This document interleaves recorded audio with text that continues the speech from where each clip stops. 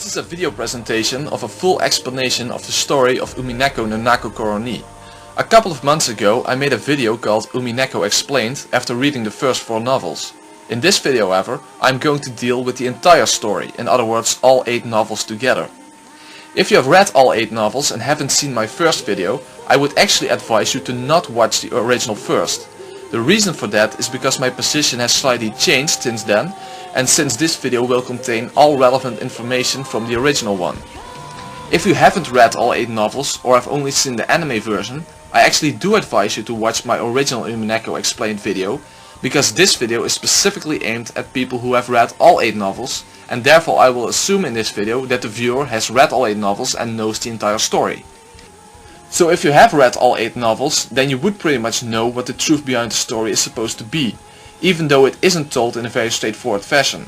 So it may seem like such a thorough explanation video is pretty redundant if the truth behind the story has already been revealed. After all, the author of the story, known as Ryukishi07, pretty much confirmed who the real culprit is in interviews. But in a minute you will understand why this video is very necessary. So let's first summarize in a nutshell what the official explanation is supposed to be. In other words, what the whodunit, howdunit and whydunit of the story were according to the author, at least in regards of what he confirmed in interviews and what would be the most straightforward interpretation of especially the 7th novel. The official explanation is that the true culprit of Umineko is Shannon, who also happens to be the same person as Canon. Both are personalities of a person referred to as Yasu, who is the secret child of Kinzo and the Kuwadorian Beatrice, also known as Leon. This Yasu character is also the quote-unquote witch Beatrice, who appeared on the island and who is responsible for the murders. All of Yasu's personalities have or had a relationship with one of the Yoshiromiya cousins. Beatrice to Battler, Shannon to George and Canon to Jessica. In 1986, Yasu committed the mass murder in order to decide everyone's fate, to see which persona, if any, would live on to experience love with their significant other. Yasu committed all the murders herself, but had Genji, Kumasawa and Dr. Nanjo as accomplices, plus extra accomplices who differ from game to game. In order to commit the murders, Yasu relied heavily on the ability to switch between her Shannon and Canon persona, since they both share the same body. This is also referred to by fans as the Shikanon-Triss theory. If you have also read some interviews with the author Ryukishi, you would know that he basically confirms this, so we can basically refer to this explanation as the quote-unquote official explanation. So from now on, when I use the term the official explanation, you know what I'm referring to. I will also refer to the culprit of the official explanation as Shannon rather than Yasu. This is to avoid confusion later on, which will become clear later in the video. So now we have clear what the official explanation of Umineko is supposed to be, I will tell you what my position is. I believe that the official explanation is a lie. Yes, you heard that correctly. I believe that the author Ryukishi is deceiving his readers into believing a false explanation. Now that's a pretty bold statement, but I will make yet another bold statement. I can prove beyond reasonable doubt that the official explanation is a deception. In other words, I am strongly convinced that Ryukishi is trying to deceive his readers into believing that Shannon and Canon are the same person, that Shannon is the same person as Yasu, and that therefore Shannon is Beatrice and the true culprit. In other words, I believe that it's false that Shannon and Canon are the same person, that it's false that Shannon is the same person as Yasu, that it's false that Shannon is Beatrice, that it's false that Shannon is the true culprit, that it's false that Yasu is an actual existing human being who has ever been really present on the island or anywhere else. And, of course, that I can prove that all these things are false. Now I want to make it very clear that it's not my position that the author made a mistake. So I am not claiming that Ryukishi really meant the Shikanon-Triss explanation to be the truth behind the story, but that he simply made a mistake, making the official explanation inconsistent with the facts found in the story itself. I don't believe for a second that someone as brilliant as Ryukishi would make such a mistake. My position is that Ryukishi is purposefully deceiving the readers about what the truth behind the story is supposed to be. Just like the Umineko story for the most part consists of the author deceiving his readers, I believe that he is continuing this deception until the very end of the story and even in interviews. Now I perfectly well understand how incredibly controversial and unorthodox it is to go against the author himself, but I ask you all to have an open mind here and just to be willing to at least consider this possibility. And I think you have two good reasons for being open-minded about this possibility. 1. Deception towards the readers on the author's part is an inherent part of the story, and 2. The official explanation has never been proven in red. Think about it, the vast majority of the Umineko story is about the author deceiving the readers. After all, none of the magical scenes truly take place. It's all about seeing the truth beneath the illusion of magic. So even though it might be really hard to imagine the author keeping his deception going until the very end of the story, and even in interviews, it is at least something that should be considered. But of course the first reason why you would be skeptical towards my claim that Ryukishi is lying is that you cannot imagine why he would do such a thing. However, I will not go into Ryukishi's motives for lying until very late in the video. This may seem strange, but I have the following reason for doing that. Since my position will be regarded as quote-unquote blasphemy by many fans of Umineko, and also believe that the official explanation really is the truth, most people will probably not even want to consider the possibility that they might have been deceived into believing a false explanation. So the only way I think it would be possible to break through such a barrier is to first demonstrate that the official explanation is necessarily false and incoherent. Because unless I show some massive amount of evidence that the official explanation has to be wrong in the first place, and then put an alternative explanation in its place that does account for all the facts in the story, unless I do that first, I don't think that any of you will believe me in the first place. Most of you will probably think that I'm crazy anyway for going against the author himself, and most of you will probably think that the evidence for the official explanation is extremely strong. So I will first have to focus on disproving the official explanation. And once I've broken it down to the ground, I will build up a new theory in its place that is possible, plausible, coherent, is consistent with all read statements and all circumstantial evidence, accounts for the who done it, how done it and why done it, accounts for the Yasu character, for how the murders tie into Battler's sin against Shannon, and is quote-unquote elegant. What I mean by the term elegant is a theory that relies on as few unprovable assumptions as possible. It also doesn't incorporate arbitrary accomplices without evidence. It also doesn't attempt to work around the meaning of read statements. In other words, the read statements are taken at face value. They simply mean what they say without doublespeak. In other words, the theory is judged by the read statements instead of the theory being the judge on how the read statements are supposed to be interpreted. The second approach is an unreasonable way of handling the read in my opinion. However, if you believe in the official explanation, you are essentially forced to do this. So at the very least, I can present you with another possible truth inside the cat box that cannot be denied.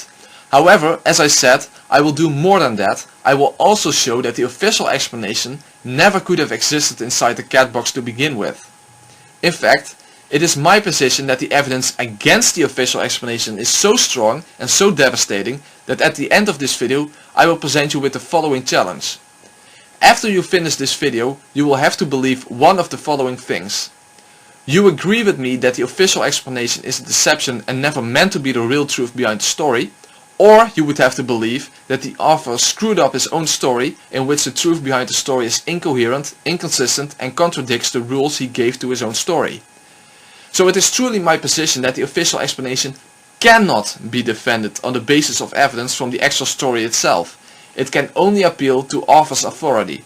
But if the author is lying in the first place, then no such appeal can be made. So to summarize my position and to keep it in the spirit of the story, I will present two blue statements. I can demonstrate that the official explanation is false due to many factual conflicts, including conflicting read statements. I can provide an alternative explanation that is possible, plausible and consistent with all the facts and all read statements, which includes the whodunit, the howdunit and the whydunit behind all of the murders. This explanation also includes the Yasu character of the 7th novel and her relation to Shannon. Now all that is left before I will give you the outline of this series is to tell you who are the people involved in my own explanation. So during this video I will falsify the official explanation and defend my own theory. I will also put these two explanations next to each other regarding various scenarios and show why my theory almost in all cases fits better than the official explanation. So before I will give you the outline of the video, I will first present to you the people involved in my explanation, which is a group of 2 culprits and 1 accomplice. The main culprit, who also is Beatrice, is Rosa. The second culprit is George, and their non-murdering accomplice is Dr. Nanjo. I can explain the entire story, including the whodunit and the Yasu-Leon stuff of the 7th novel, with just these 3 individuals. This of course doesn't include the 6, 7 and 8 games in which there are different culprits, namely Erika Frudo in the 6th game, Rudolf and Kyrie in the 7th, and with Battler as the 3rd culprit in the 8th game. Also in the 3rd game, Kraus and Natsui get killed by Eva. For the people who have seen my original video, the main difference between my final theory and my theory back in the original video is that my original theory was very much centered around George, while my final theory is centered mostly around Rosa. So in my original video I had George as the main culprit and Rosa as the second culprit. By now it's the other way around. So now I will give you the outline of this video, which will consist of 12 chapters. In the first chapter I will disprove all of the supposed evidence in favor of Shannon and Cannon being the same person, and will present evidence against Shannon and Cannon being the same person, which includes read statements that demonstrate that they are separate individual human beings. In chapter 2 I present what I call my fictional Yasu theory. Here I demonstrate that Yasu and Leon cannot be the same individual and that neither of them are real living human beings in the first place. However, my fictional Yasu theory is not a denial of the importance of the Yasu character. In fact, I believe that Yasu is one of the most important characters in order to understand the whodunit of the story. In chapter 3 I provide evidence against Shannon being Beatrice, including a read statement. I also present more than a dozen arguments in favor of Rosa being Beatrice. In chapter 4 I show Rosa's and George's motives and their connection. Also how Rosa is connected to Battler's sin against Shannon.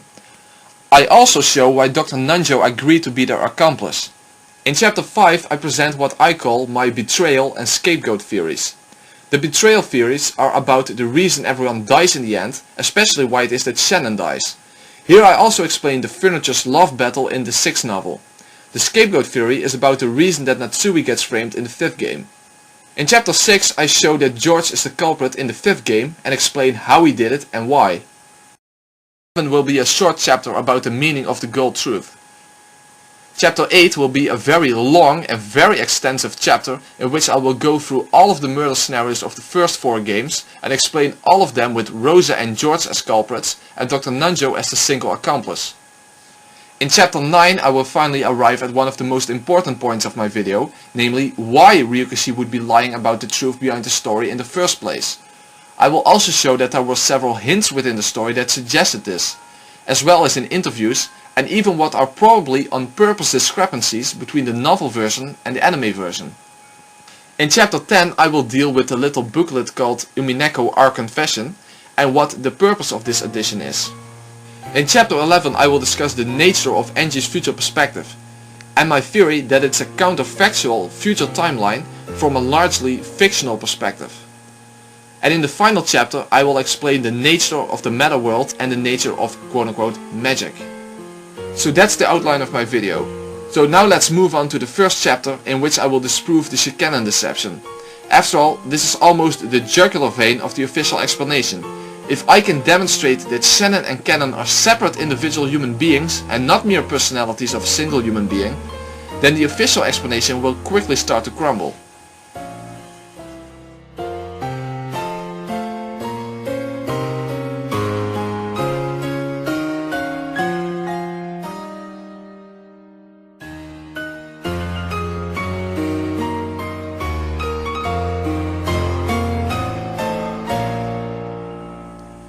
The so-called Shikanon theory is a term that fans of Umineko use to refer to the notion that Shannon and Cannon are actually the same individual, namely Yasu wearing 2 different disguises. But if I can disprove that, anyone who believes the official explanation would really need to rethink their entire perspective on the story. So let's first outline what the supposed evidence in favor of the Shikanon theory is. The even if you do join us there are only 17 people red statement, the final red statement made against Erica in the 6th novel. The logic error solution of the 6th game, Cannon's disappearance from the sealed cousin's room and the chained guest room. Shannon and Cannon never appear in front of Battler at the same time. This also includes the fact that Cannon's corpse disappears both in the 2nd and in the 4th game. The when Shannon is killed, Cannon goes missing forever statement from the 8th novel, supplemented by a red statement that Cannon is now treated as being killed and Lambda Delta saying that's what happens when Shannon dies. And finally, the incomplete souls of Shannon, Cannon and Beatrice. Only one of them will be able to experience love, and this is connected to the Furniture's love battle in the 6th novel. This may seem like an overwhelming amount of powerful evidence in favor of the Cannon theory. So I can understand why so many people believe Shannon and Cannon to be the same person. However, I can disprove all of these supposed evidences.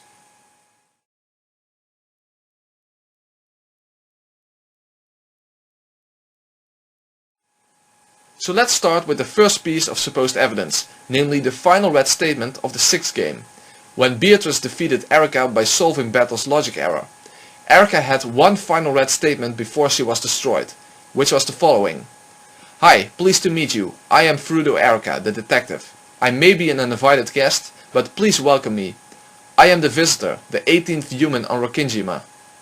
To which Battle responds, sorry, but even if you do join us, there are 17 people. So what is basically suggested here, especially given that this occurs right after the logic error was solved, is that even if Erica joins the group, there are still only 17 people on the island. In other words, since Shannon and Cannon are the same person, the original amount of people on the island was 16, and adding Erica to that would make 17 instead of 18. Sounds nice and all. Unfortunately, this explanation is 100% completely impossible. Not just that it happens to be false, it is impossible. Now why is that? Well, let's explain it in the following way. The Cannon theory is never proven in red, but let's imagine what a hypothetical red statement would look like that would show Shannon and Cannon to be the same person. It would be something like this. Shannon and Cannon are the same person. Or Shannon and Cannon are one person. Another example would be if their names would be given in a group of people, yet the amount of people would be one less than the amount of names. A hypothetical example of that would be something like this. Shannon, Cannon, Kraus, Kyrie and Goda, this group consists of 4 people. This is in alignment with the supposed evidence for the Cannon theory that there are only 17 people if Erica joins the group. So every Cannon believer would have to agree with this. Also, if one of these statements would ever have been made in the story, would any Cannon believer then say something like, oh no, this doesn't really mean anything, these are ambiguous statements and can mean anything? Obviously not. So if you turn that around, this means that the hypothetical red statement disproving the notion that Shannon and Cannon are one individual would look like this. Shannon and Cannon are not the same person, or Shannon and Cannon are 2 persons or 2 people. And another example would be if their names would be given in a group and the amount of people in that group would be the same as the amount of names. A hypothetical example of that would be something like this. Shannon, Cannon, Kraus, Kyrie and Goda, this group consists of 5 people. What we also need to know is what the definition of the word people is in Umineko. So is the word people actually ever defined? Yes, it is in fact. It gets defined just moments earlier in the same novel, namely the following. Quote, confirming definition. Can I accept 3 people to refer to the numbers of bodies? You're saying that 3 bodies went in and out of the room, right? And then in red, of course, 3 people, in other words, 3 bodies went in or out. Only you and Cannon entered and only Battle left. It has already been said in red that all people can only use their own names. Therefore the names Erica, Battler and Cannon can only be used by those people. So here we see that the word people is equivalent to living human bodies. And so far no believer in the Cannon theory would have any objections, because that is again exactly what the even if you do join us there are 17 people statement seems to suggest. There were originally 16 human bodies on the island, since Shannon and Cannon share the same body, and Erica then becomes the 17th body on the island, or in other words, the 17th person. In other words, the word people is not equivalent to personality. Even if someone had multiple personalities, they would not be considered to be multiple people, since people refers to their bodies, not the amount of personalities. So that means that if the Shannon theory is true, and if the "there are 17 people" statement really is a statement proving this, then Canon and Shannon could never be defined as two people, since they share the same body. If it is indeed Yasu wearing two different disguises, then Shannon and Canon are only one among the people on the island, meaning one body.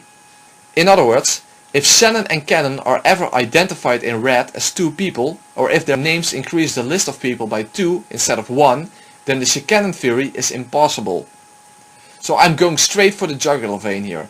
All I need to do is show a red statement in which Shannon and Canon are identified as two people, and the Shannon theory is necessarily false given the rules of the story. Let's also include the word person to make sure. And I can in fact show 4 red statements that meet these conditions. The first one is a red statement concerning the 6-linked closed room chain from the third game. Quote, 6 people, Kinzo, Genji, Shannon, Canon, Goda and Kumasawa are dead. So here we got 6 names identified as 6 people, and Shannon and Canon are among them. In other words, Shannon and Canon are 2 people, and this is reaffirmed by Eva Beatrice when she makes her list of 15 dead people. She says the following: Kinzo is dead, Kraus is dead, Natsui is dead, Hideyoshi is dead, George is dead, Rudolph is dead, Kirie is dead, Rosa is dead, Maria is dead, Genji is dead, Shannon is dead, Canon is dead, Goda is dead, Kumasawa is dead, Nanjo is dead. The 15 people mentioned are dead. And as you can see, there are 15 names in this list.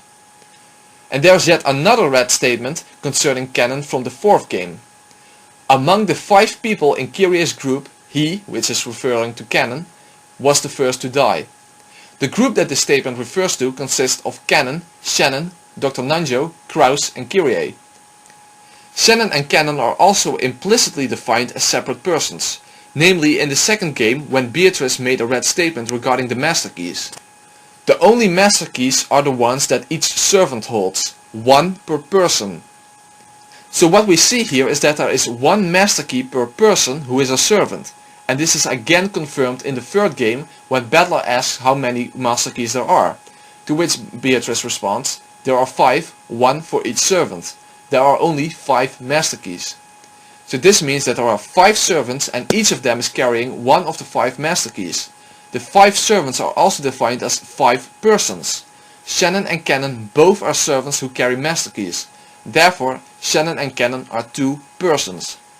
If the Shannon theory was true, Yasu would be carrying 2 master keys, but the first red statement denies that possibility. You also can't claim that there are only 4 master keys, since it's both confirmed in red that there are 5. And we also see all 5 of them together from the objective perspective in the servants' room scenario in the 2nd game. So by this we can demonstrate 2 things. 1. Shannon and Canon are 2 people. 2. The final red statement of the 6th game cannot refer to there originally having been 16 people, which with the addition of Erica would come to 17 people, because Shannon and Canon already are 2 people on the island, not 1. So in conclusion, because of these red statements, it is established that Shannon and Canon are both 2 people and 2 persons, for which the same kanji is used in Japanese by the way, which means that they have separate bodies. In other words, Shannon and Canon are 2 separate individual human beings. Of course, some people will still try to wiggle their way out of this, but even if people could refer to personalities, that would still falsify the Shannon theory. First of all, it goes against the definition of people given in the 6th novel. In other words, saying that people can refer to personalities is nothing more than your own arbitrary opinion. There is no evidence for such an interpretation, and there is evidence against it. After all, if Shannon and Canon are both personalities of Yasu, then we are not dealing with merely 2 personalities to begin with, but at least 3. Namely, you have Yasu herself, her Shannon personality, and her Canon personality, and one could even argue that you would have to include her Beatrice personality as well, so that would make 3 if not 4 personalities. rather than 2. But even if there would be just 2 personalities to Yasu, then the "there are 17 people" statements actually disproves the canon theory, because it shows that there are 17 personalities in the island, even when Erica is included. So it doesn't really matter whether the word people refers to either bodies, as in the red in the 6th game confirms, or to personalities, which the canon believers simply made up. In either case, there is a conflicting red statement. If people means bodies, then the canon theory is wrong. If people means personalities, then the canon theory is wrong. And this becomes even more apparent when you consider that most believers in the official explanation believe that Yasu can let her personalities die without her body dying. For example, in the 2nd game, there is the red statement that Cannon was killed in Jessica's room. And in the 3rd game, Shannon and Cannon are both confirmed dead in the first Twilight. So what many believers in the official explanation believe is that Yasu can kill her own personalities, meaning that Shannon and Cannon can die without Yasu dying. But if you take that to the logical conclusions, when you assume that the word people can actually refer to personalities, then the following would have to be true. Namely that Yasu herself doesn't fall in the category of people. In other words, let's say that everyone apart from Yasu dies, and Yasu then also kills her Shannon and Cannon personality. Then that would mean that even though Yasu still exists on the island, it could be stated in red that there are no people on the island. Now would that make any sense at all? It doesn't matter how you take it. People is defined as living human bodies, not personalities. So even if you want to claim that it refers to personalities, you are simply making that up without evidence. But even if you do that, then you still run into fatal problems, since Yasu would have more than 2 personalities and would still be a person even if she never made up her Shannon and Cannon personality. So at the very least she would have 3 personalities, and arguably 4. So the red causes an unsolvable dilemma for the canon believers. No matter which definition you choose, it still disproves the canon theory. You can't even claim that Cannon was a real-life individual, but who got killed before the starting point of all games, and that Shannon simply disguised herself as Cannon. After all, there are several red statements that prevent that possibility. The only one who can claim Cannon's name is the person himself. A different person cannot claim his name. They definitely would not mistake any different person for Cannon. Cannon is dead. Among the 5 people in Kyrie's group, he was the first to die. In short, he was the 9th victim. There simply is no way to get around it. Shannon and Cannon not only are not the same person, but they can't be the same person. They have to be separate individuals. The Red Truth, the highest authority in the story, testifies against the canon theory. Now I want to emphasize again that I don't for a second believe that Ryukishi made a mistake here. It's not the case that it was meant to be the truth behind the story that Shannon and Cannon are the same person. But he does try to deceive the readers into believing that. And he definitely succeeded, since so many people have fallen for this deception. But even if you cannot yet believe that he would try to deceive his readers into believing a false explanation, and would appeal to author's authority, and use quotes from interviews in which Ryukishi seems to confirm the canon theory, that still wouldn't do you any good. After all, even the designer of a game needs to play by his own rules. So the author can say what he wants, it doesn't change the fact that his own rules disprove the canon theory. Therefore we are forced to conclude that he either screwed up his own story, or the canon theory was a deception from the start. And I think that you can all agree with me that it is extremely unlikely that the author simply made a mistake. Now actually, this by itself would be enough to disprove the canon theory, but I think there are even more reasons to reject it. Moreover, the canon theory is not even necessary to explain all of the supposed pieces of evidence that supposedly speak in favor of it, in the first place. But if the canon theory isn't true, then what is the "even if you do join us, there are 17 people" line about? If Shannon and Cannon are separate individuals, then why are there only 17 people even if Erica joins them? But before I explain that, I will first move on to the solution of the logic error, because this is basically seen as the main piece of evidence for the canon theory. I have seen people write that the canon theory shouldn't even be up for discussion, since it's the only conceivable solution to the logic error of the 6th game. So is that true, or is there in fact an alternative solution to the logic error?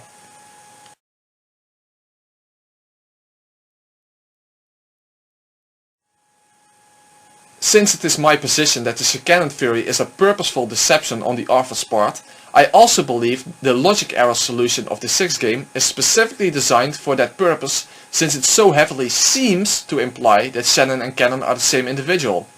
After all, Cannon disappears from a perfectly sealed room when the only room that potentially had its seals broken was the room where Shannon was in.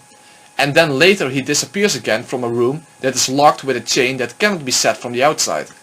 But if the canon theory is indeed false, as I think I have already demonstrated by now, then is there even a possible solution left to this mystery? As I said, this is essentially the main piece of evidence for the canon theory. Nevertheless, I can solve the logic error without Shannon and Cannon being the same person. The reason Rikushi succeeded in fooling so many readers in believing the canon theory is basically because he showed the scene in which Erika seals the 2 rooms in a very specific way. If done in any other way, the deception would probably not have worked out and many people would have come to different conclusions. Let's watch the scene in which the 2 rooms get sealed, and let's see if you can figure out the real solution if I tell you to pay attention to 3 things. When watching this scene, I want you to answer these 3 questions. 1. What is Erika's location during this scene? 2. Who seals the rooms and by what method? And I'm talking here about the perspective of the viewer. And 3. What is the order of events? And I will give you one final hint for solving this mystery. In theory, anyone in the cousins' room could have rescued Butler, not just Cannon. Here is the scene in question.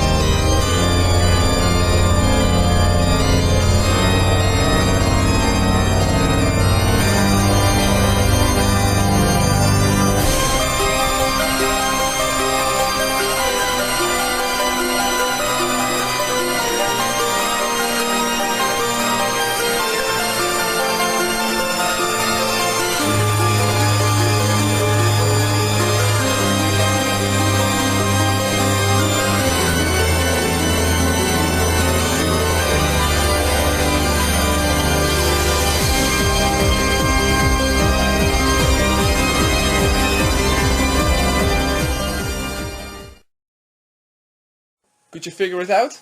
Did you see how Ryukishi succeeded in his deception? Let's answer the 3 questions I told you to pay attention to. 1. Where is Erika located? Erika is located in the hallway outside of the cousin's room and the next room over. Now this may not seem significant, but it is actually one of the 3 keys we need to unlock this closed room mystery. So we have Erika outside the doors of the rooms with the windows located on the opposite side. 2. Who sealed the rooms and by what method? As you could see, the viewer sees this scene from the Metaworld perspective. And it is Glenor, Cornelia and Gertrude who use magic to instantaneously seal both rooms. But that's merely the viewer's perspective. This is not what could have happened in the real world. In the real world, Erika would have needed to seal the rooms herself by means of manually applying the tape to the doors, and then she needed to go around and apply it to the windows as well. This is the second key. And the third question, what was the order of events? The order of events is as follows. First, Erika checks everyone's location, then she seals the rooms. If the order had been the other way around, it would indeed have been impossible for Cannon to escape the cousin's room. But this is the final key to unlock this mystery, namely the factor of time. So here's my blue truth. Cannon escaped out of the window of the cousin's room when Erika was busy sealing the doors of the 2 rooms.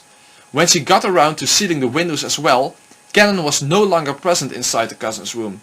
Since Erika checked everyone's location beforehand, she simply assumed that Cannon would still have been present inside the cousin's room when she sealed the windows.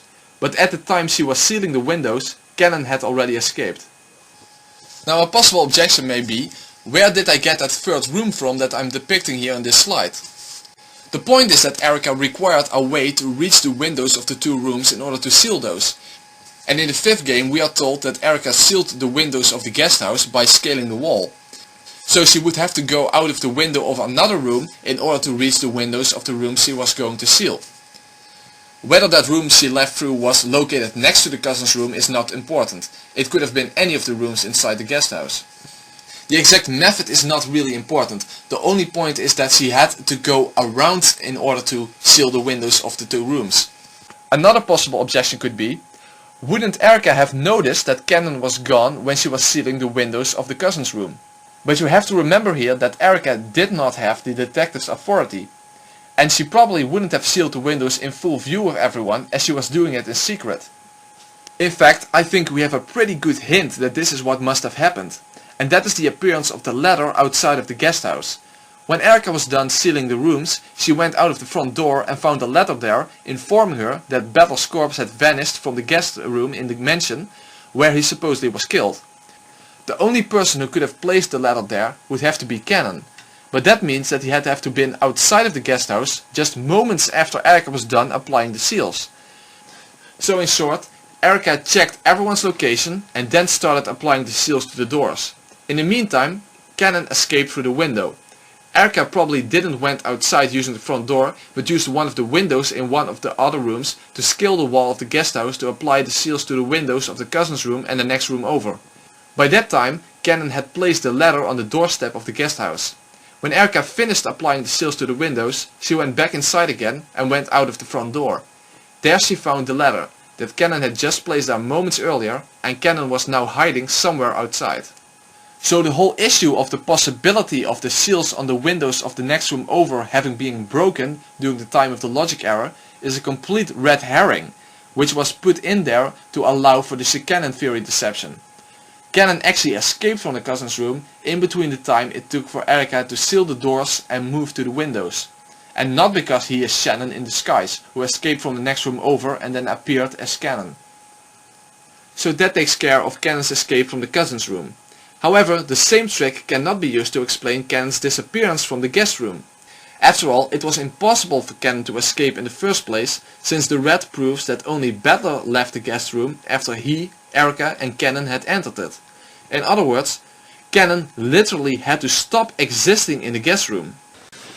The official explanation would be something like this.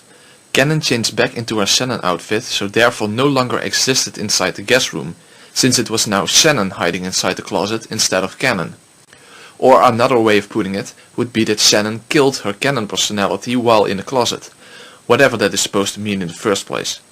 but something incoherent along these lines would be what the believers in the canon theory would believe. However, this was never a good explanation to begin with. After all, why on earth would Shannon first change into her canon outfit, either in the next room over in front of George or outside in the middle of a typhoon, and then change back again when she was inside the closet?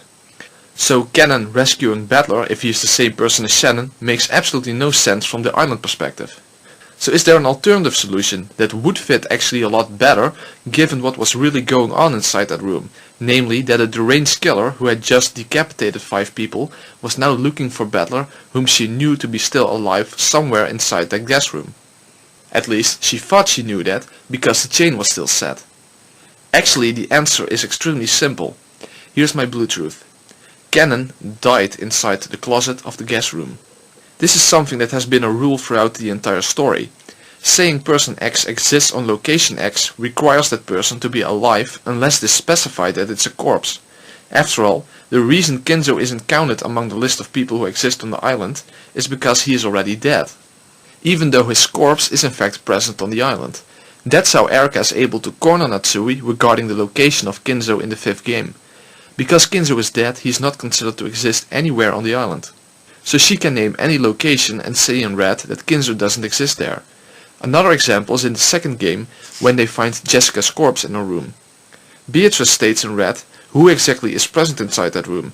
Jessica is not included in that list, so she then specifies Jessica as a corpse in order to add her to that list of people. In other words, that these people and the corpse of Jessica are present inside this room. And when Erika asked for the locations of everyone before she sealed the 2 rooms, she specified that it was regarding the locations of everyone's body so that the victims of the first Twilight could also be included. This means that if Cannon was killed inside the gas room, then he would no longer be considered present inside the gas room, and therefore Beatrice could say in red, Cannon does not exist in the gas room. Of course, this includes all parts of the closet, the bedroom and the bathroom. But how did Cannon actually die inside the closet? That seems kind of random. But the answer is extremely simple. In the meta world, the fight with the red and blue statements is represented with guns which use either blue or red bullets.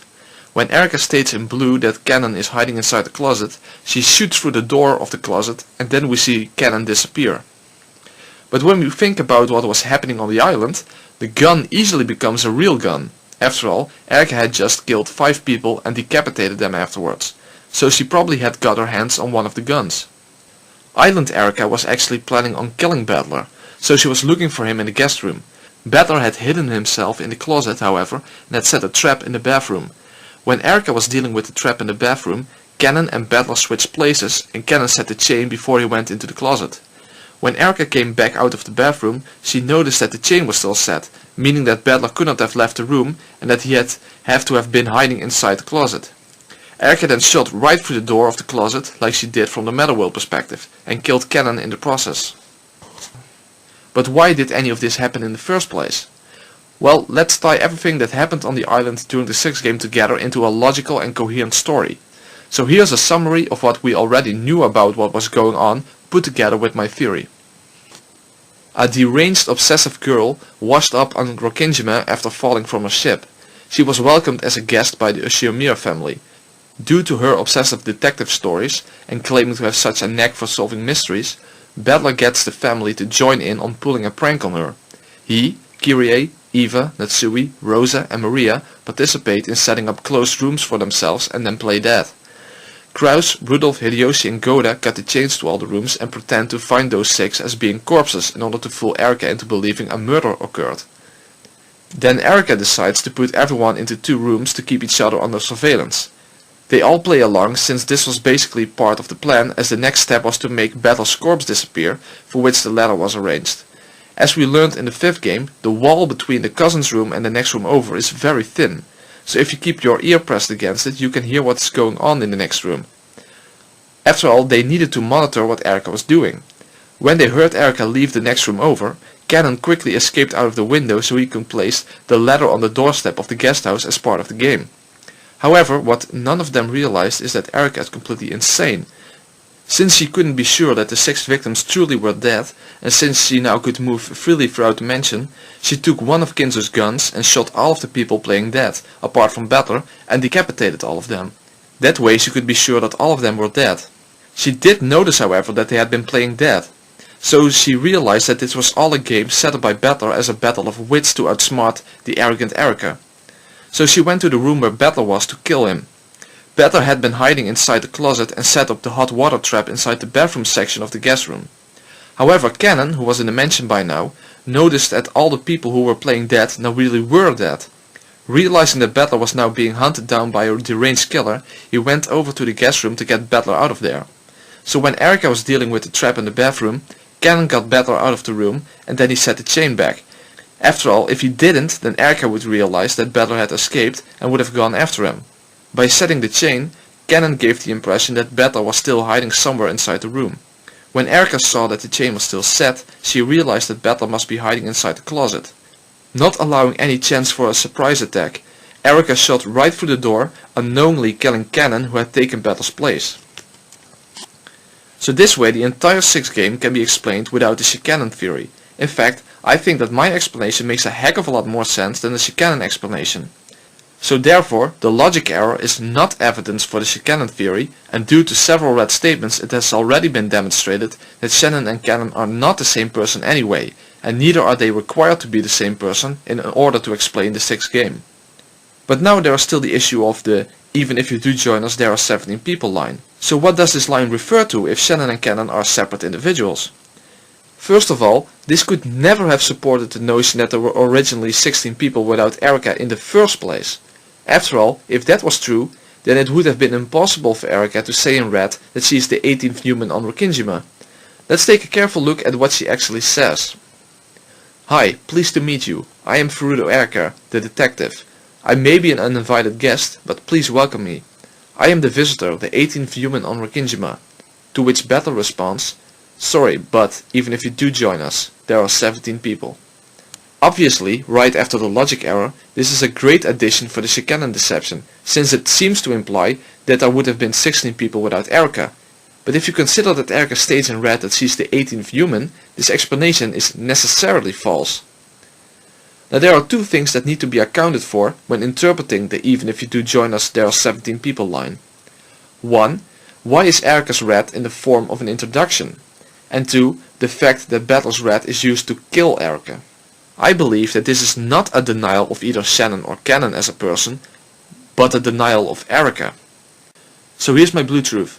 Shortly after Erica Furudo washed up on Rokkinjima, she died.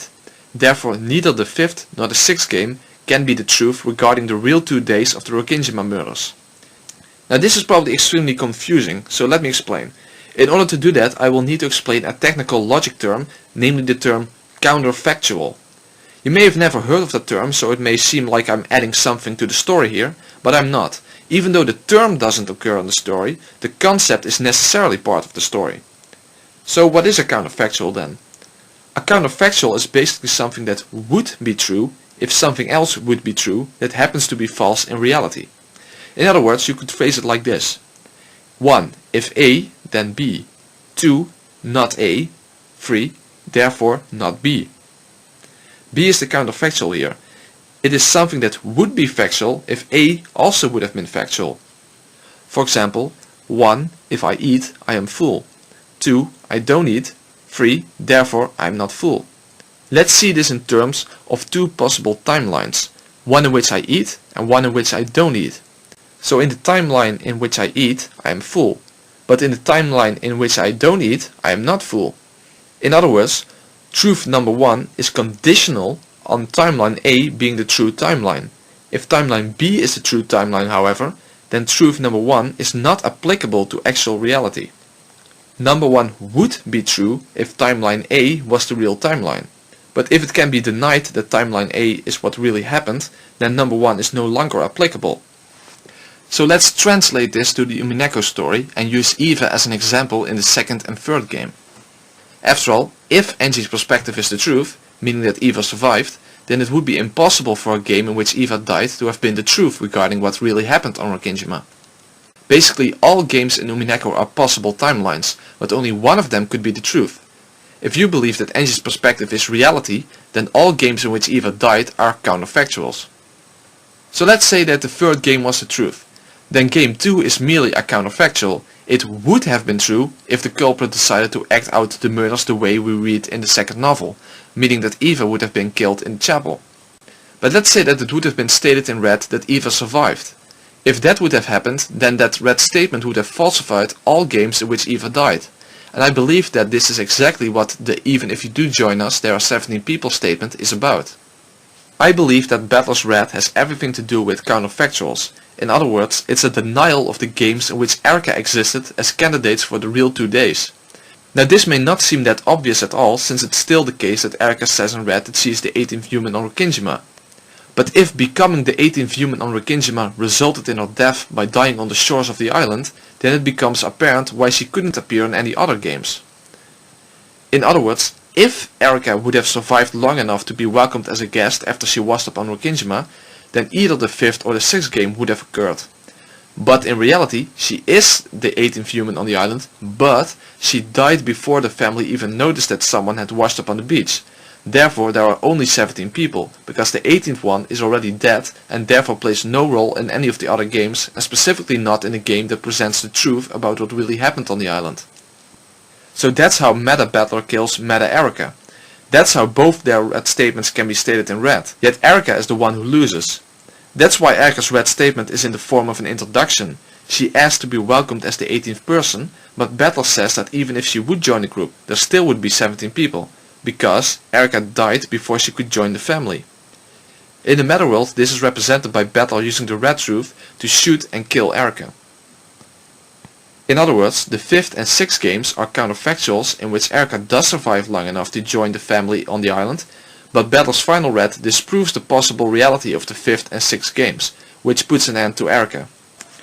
After all, why would Erica use a welcoming statement as her final defense? This would make sense given this explanation. So the final red is about Erica, not about Shannon and Cannon. So that takes care of the logic error and Battler's final red statement.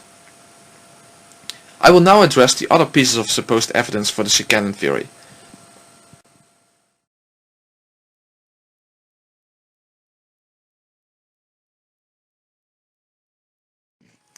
The claim here is that Shannon and Cannon never appear in front of Battler at the same time. The only time we see them together is from a subjective perspective and not from the objective perspective of Island Battler. They do both appear together in front of Battler during the 5th game, but during that game Erica is the one with the objective perspective instead of Battler, as she now holds the position of the detective. However, this is not really an argument in favor of the Shannon theory, but merely an argument from silence. In and of itself, it merely allows for the Shannon theory, but doesn't prove it in any way. But even so, it doesn't matter that they never appear in front of Battler at the same time. The issue is not in front of whom they appear, but whether or not they appear at the same time from an objective perspective. And they do appear at the same time in front of Erica during the 5th game. In other words, there is objective evidence of Shannon and Cannon appearing together based on detective's authority, it just doesn't happen to be Battler's perspective. In other words, the 5th game actually falsifies the Shannon theory. So we could phrase it like this. If Shannon and Cannon appear together from any objective perspective, the Shannon theory is falsified. 2. Shannon and Cannon do appear together from an objective perspective, namely Erica's. 3. Therefore, the Shannon theory is falsified.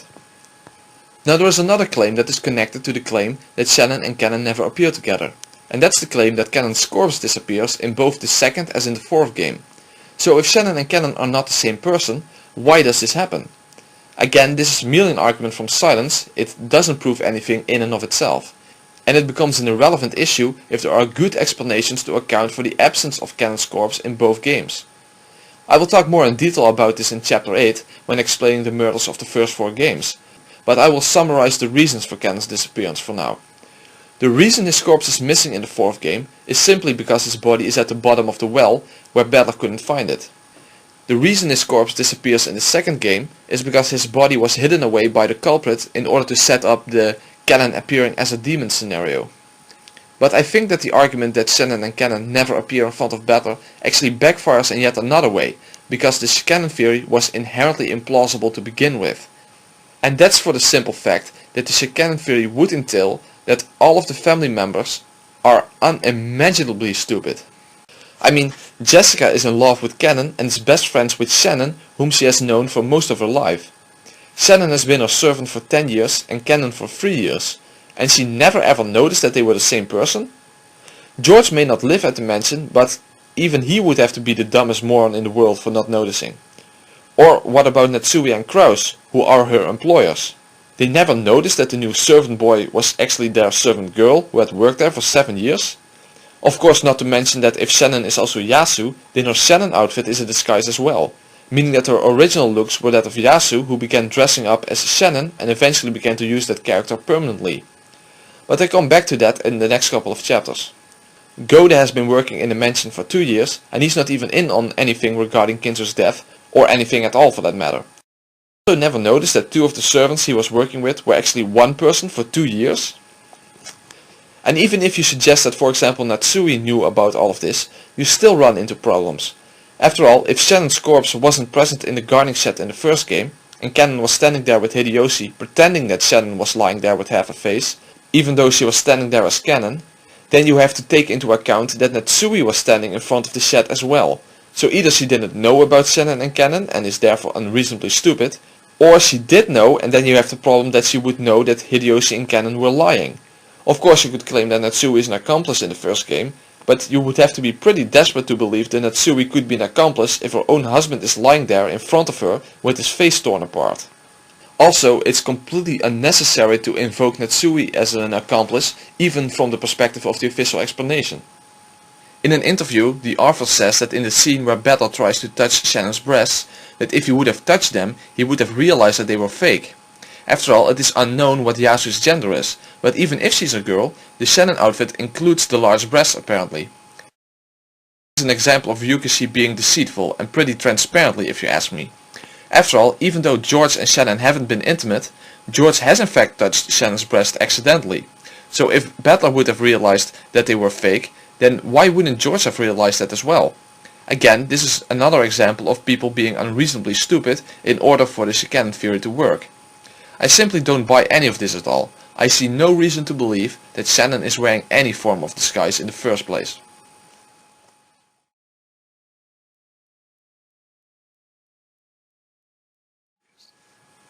I can basically be short about this statement because it is irrelevant. This statement is made in Bernkastel's game that is based on different rules. For example, all windows of the mansion have bars in front of them, there are no keys but the 5 master keys, the culprits are different. Basically, this game stands on its own and is really nothing more than an actual game and a representation of what certain people believed in the future about who was behind the murders. Moreover, it's not even a red statement. The red merely says that in this game, when Shannon was killed, Cannon was treated as being killed and his master key destroyed. I see it as nothing more than a cunningly placed reference to get people who either have already fallen for the Shikanon deception or people who just weren't sure yet to believe. To me, it is in fact a confirmation that Ryukishi is toying with his readers.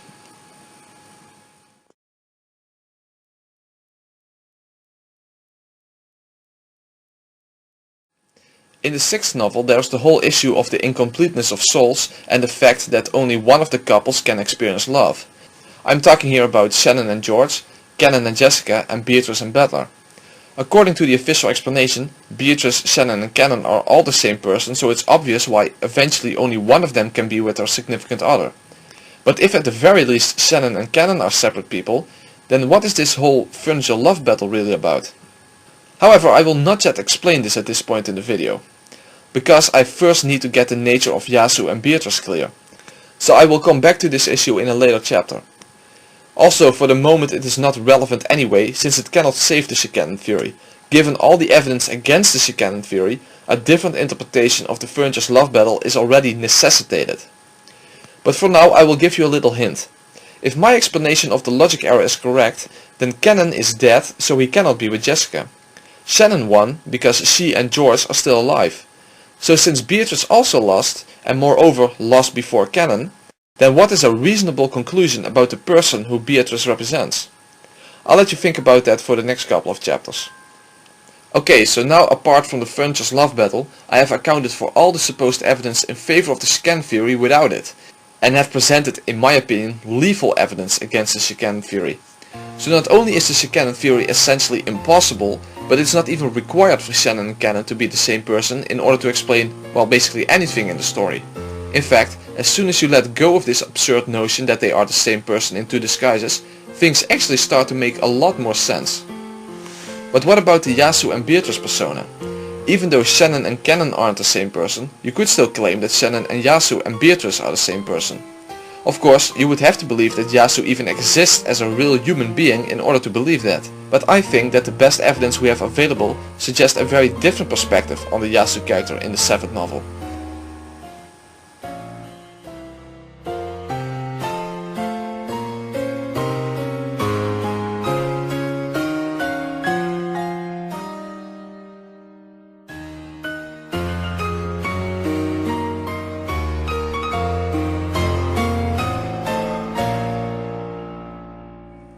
The following 3 chapters will for the most part deal with the 7th novel, and this chapter with the Yasu character specifically.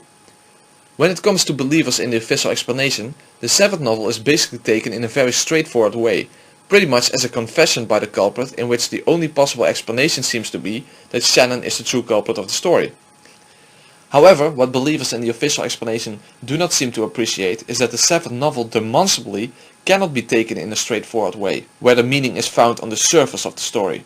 In fact, the 7th novel is the most difficult novel of all and is a puzzle that needs to be pieced together, especially using knowledge we have gained from the previous 6 novels.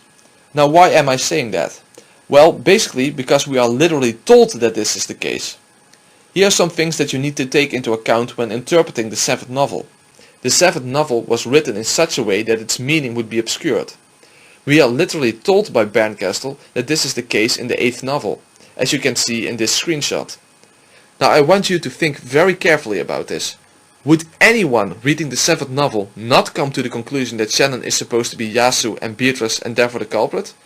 Whether they would believe it or not is besides the point.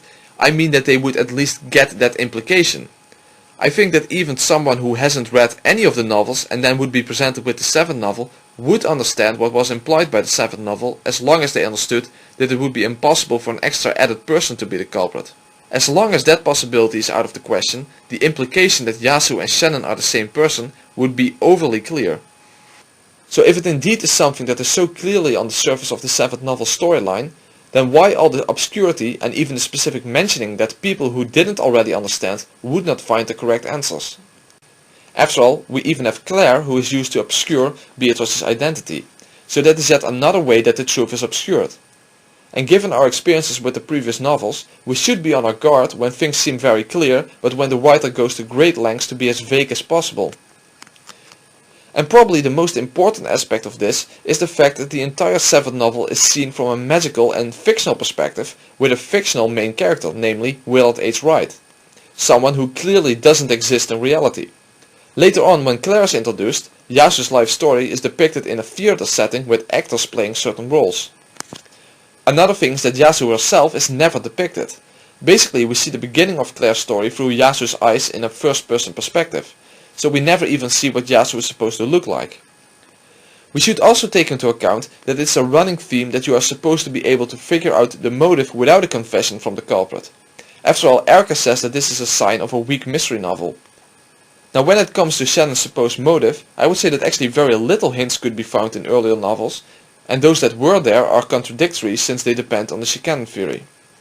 But probably the most important thing is that a straightforward interpretation leads to many contradictions and results in an implausible, if not impossible, conclusion.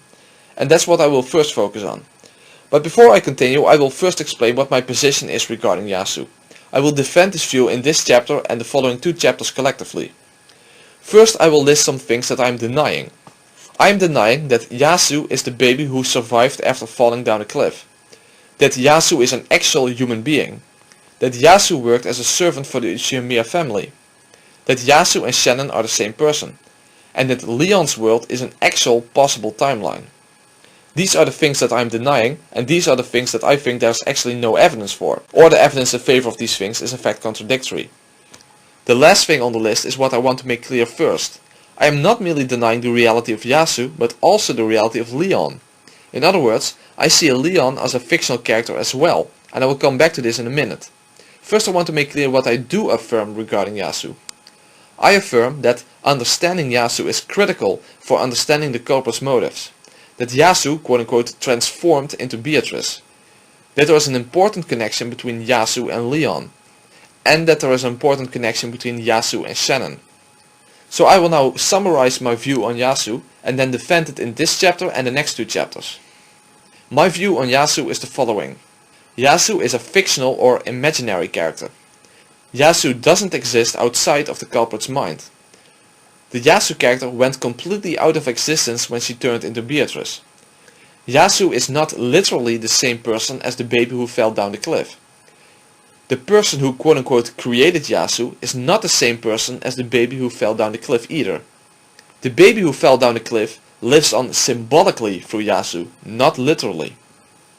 The person who created Yasu is probably not the biological daughter of the Kubedorian Beatrice.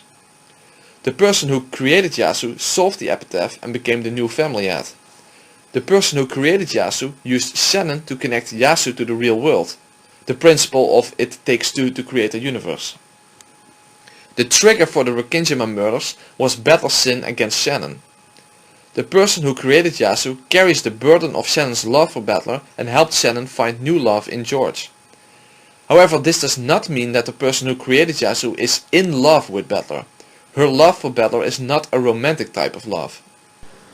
Moreover, the person who created Yasu doesn't in the end act for Shannon's sake and in fact violently betrays her, which I'll come back to in chapter 5. The person who created Yasu is Rosa Ushiramiya. Yasu is a personification of Rosa's guilt for quote-unquote killing the Kubedorian Beatrice. This personification later quote-unquote becomes the new Beatrice. Shannon knows nothing about either Yasu or Beatrice until she meets Beatrice in October 1984 for the first time, which we see in the second novel. The times when Beatrice talks to Shannon before that, it is mentioned that her memories are erased. This symbolizes Rosa actually talking to Shannon, and therefore Shannon knows nothing about Beatrice yet, as she doesn't recognize Rosa as Beatrice yet. Now those are the most critical points of my fictional Yasu theory, although I also went into the Beatrice character already. The only thing that is missing of course is Rosa's motives, but that will be explained in chapter 4. So I will start at the beginning and explain first why I regard both Yasu and Leon as fictional characters. The first thing we need to look at is a problem that even believers in the official explanation have, and that is the fact that the Leon character is supposedly the same person as Yasu, but in the timeline in which she didn't fall down a cliff as a baby. However, no matter what your theory is about Yasu, you cannot accept that Yasu and Leon are literally the same person in different timelines. This is for two reasons. One, in Leon's timeline, she's an extra person on the island in which all other characters exist alongside of her in the same world. And two, Leon's world is essentially a magical world and therefore not real, not even a counterfactual. Even if you believe in the official explanation that Yasu is the same person as Shannon and Canon, you still have to accept that in Leon's world, Shannon and Canon exist as well. For example, when Will enters the chapel, Canon is in front of the chapel and Leon is inside the chapel. We also see Will talking to Shannon and Leon at the same time as well. Moreover, neither Shannon nor Canon should exist in Leon's world to begin with. After all, those personalities were supposedly the result of Yasu's experiences as a servant for the Ushiramiya family.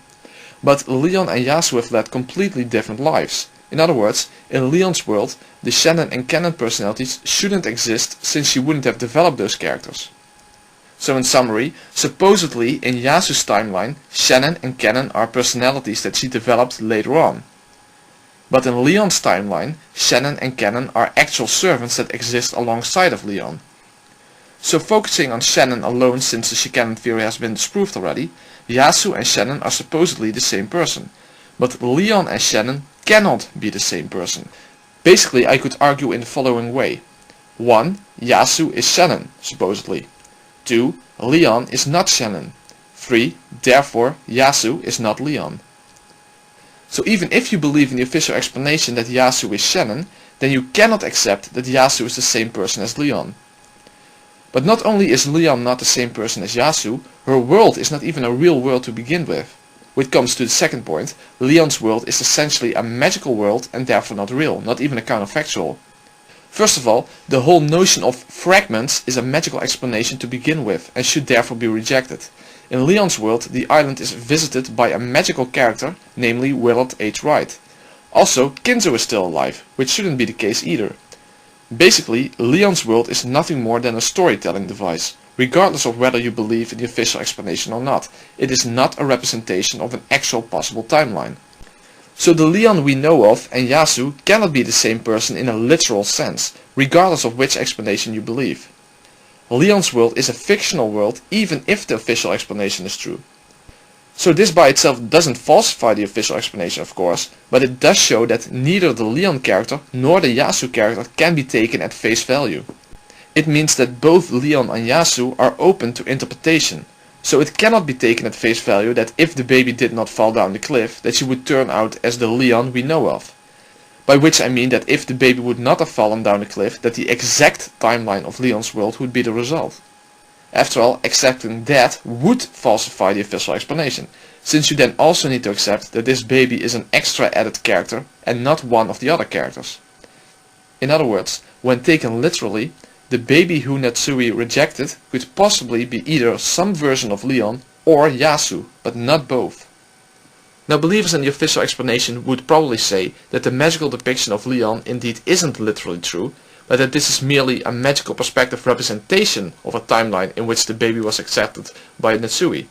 However, they would actually be missing the bigger issue here, because I have no problem accepting the notion that Leon's world is a magical perspective representation of an alternate timeline. In fact, that is exactly what I believe, since it aligns with my theory.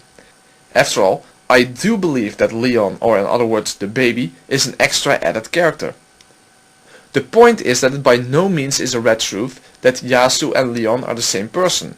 That is still an interpretation instead of an established fact.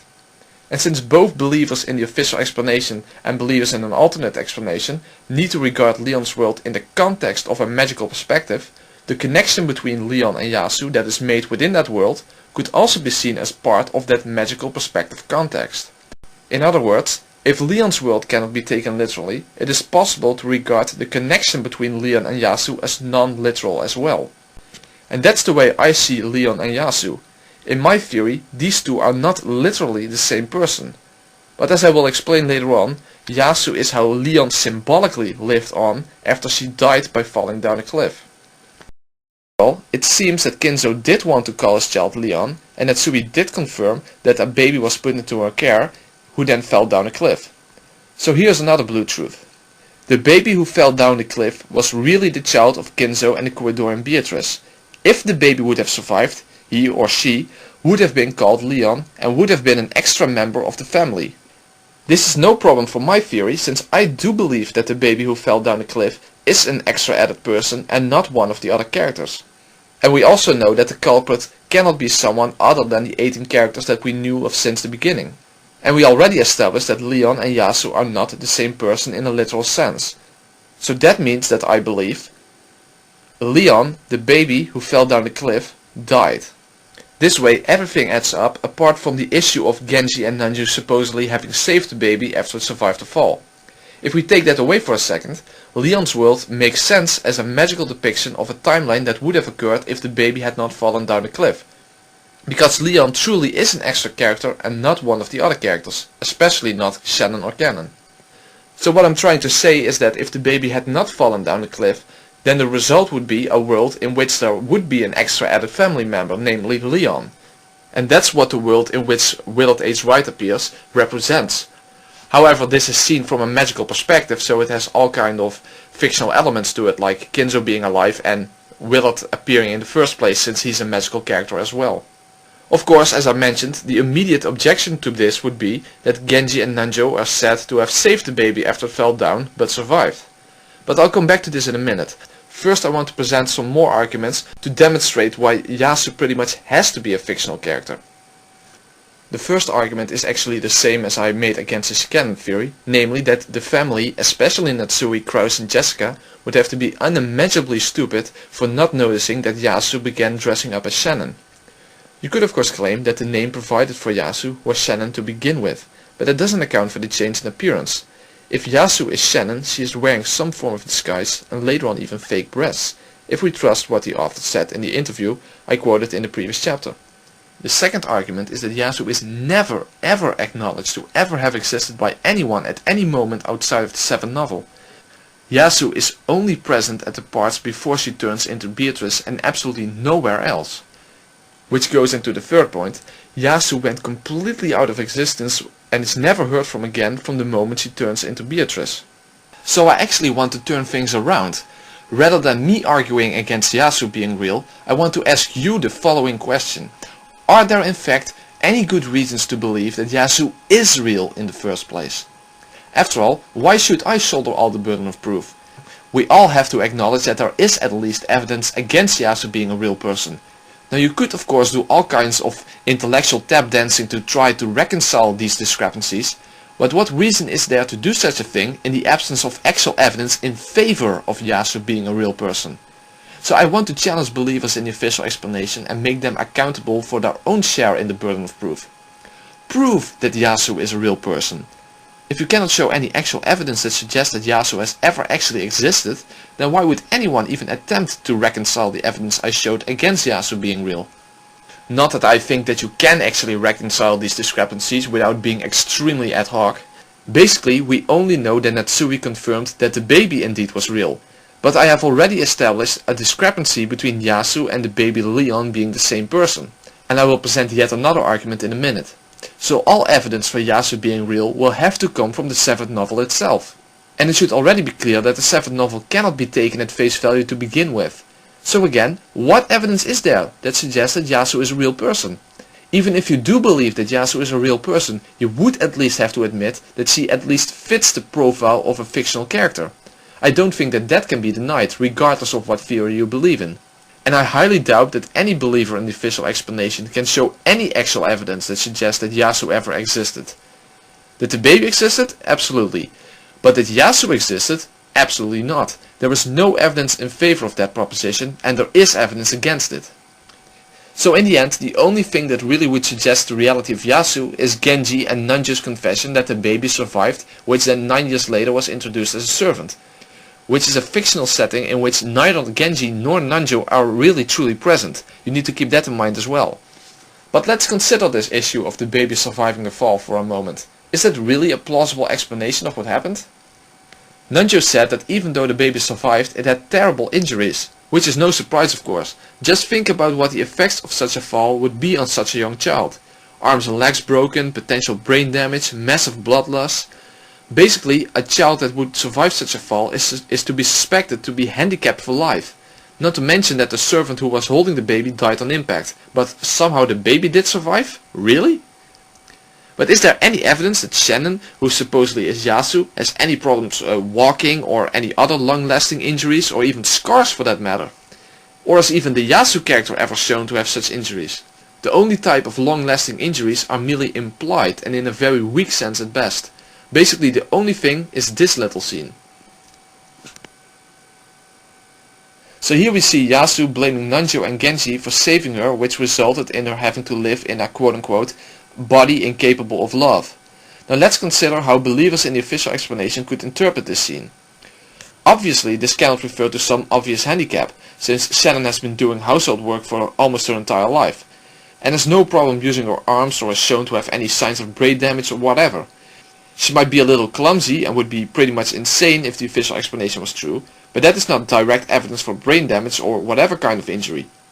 So another approach could be to say that she has a lot of scars over her body. But then you have to claim that only her torso was damaged and that her legs and face and such are completely free of scars, which sounds a bit implausible to me. Yet another approach could be to say that Shannon is incapable of bearing children due to the fall. And it is essentially the official explanation that Yasu supposedly had problems on a sexual level, as Ryukishi explained in an interview, or as I believe lied about in an interview. Quote, Yasu said in episode 7 that she has a body that is unable to love. To which Ryukishi responds, if you take this expression as a basis, you can imagine her sad fate of having some kind of imperfection on a sexual level. I think it's possible to get to that point. At first I was thinking that it was maybe a terrible wound that changed Yasu to the bed, but that does not seem to be the case at all. It is a pretty adult topic, so I had to obscure its depiction. However, the official explanation itself gets kind of in the way here. After all, it's not even clear what Yasu and Leon's gender is to begin with, and coupled together with the Shikanon theory, Yasu is playing a male character as well. So if Yasu is actually a boy, then Shannon is not even a girl to start with. So bearing children would have been impossible to begin with. So you already need to accept that Yasu is a girl to go with this interpretation. However, Natsui would have been in the position to know what the gender of the baby was who fell down the cliff. And in the 5th novel she is confronted by the man from 19 years ago. So this suggests that the baby was probably a boy and not a girl. After all, if it had been a girl, then why would Natsui have thought that the guy on the phone was that baby from 19 years earlier? But even so, it's still far from obvious how a body incapable of love would solely refer to the inability to provide either George or Jessica with children. George is indeed shown to have a child wish, and this is what is referred to in the interview with Ryukishi, but there is never really any connection made between the two in the actual story. Also, you would need to assume that the only lasting effect of the fall would be something like an injured womb, and nothing else. Or in the case that you believe that Yasu was originally a boy, that he, well, I guess lost his genitals after the fall or something along those lines. In which case it has nothing to do with bearing children in the first place. So at the very least, the connection between Yasu and the baby falling down the cliff are questionable at best, and downright incoherent at worst. I think that the whole issue of the baby and the issue of Nanjo and Genji having rescued it can be interpreted in a very different and arguably more consistent way. And I think that the key to unlock the meaning of forced to live in a body incapable of love is to understand the meaning of the term furniture. Yasu says that because Genji and Nanjo rescued her, she is forced to live in a body that is no better than furniture. This could indeed be interpreted as a handicapped body, but I don't think it means that at all. After all, not just Shannon and Canon use the term furniture to refer to themselves, but Genji does so as well. And given that I already proved that Shannon and Canon are not the same person, that means that we have two people other than Shannon who refer to themselves as furniture. So this makes it rather implausible that furniture indeed is a term that refers to a physical state of one's body. I believe that the term furniture has nothing to do with one's body, but with one's social status. The term furniture depicts the status of servants being part of the household as tools for the comfort and benefit of the family. It's a term referring to social ranking, not to a supposed handicapped body. So how does that tie into being forced to live in a body that's like furniture, a body incapable of love? I will explain this quote in full in chapter 5, but for now I will explain how all of this relates to Rosa in the first place. To understand that, let's do what we are told to do in the 7th novel, and that is not to ignore the heart. So let's try to understand the heart of a young girl who felt like a murderer for most of her life, who shouldered the burden of a terrible secret and who got away with it due to Genji's help. The girl I'm referring to is the young Rosa from 19 years ago. This is how I believed Yasu originated. In 1967, a young Rosa met Beatrice II at Kuedorian and she persuaded her to leave the mansion, which resulted in her accidental death due to her falling down a cliff. But Rosa never saw this as a mere accident, however. In her mind, she killed Beatrice. That's how she always refers to this incident, that she killed Beatrice. Even though it really was an accident, that's simply not how Rosa perceives it.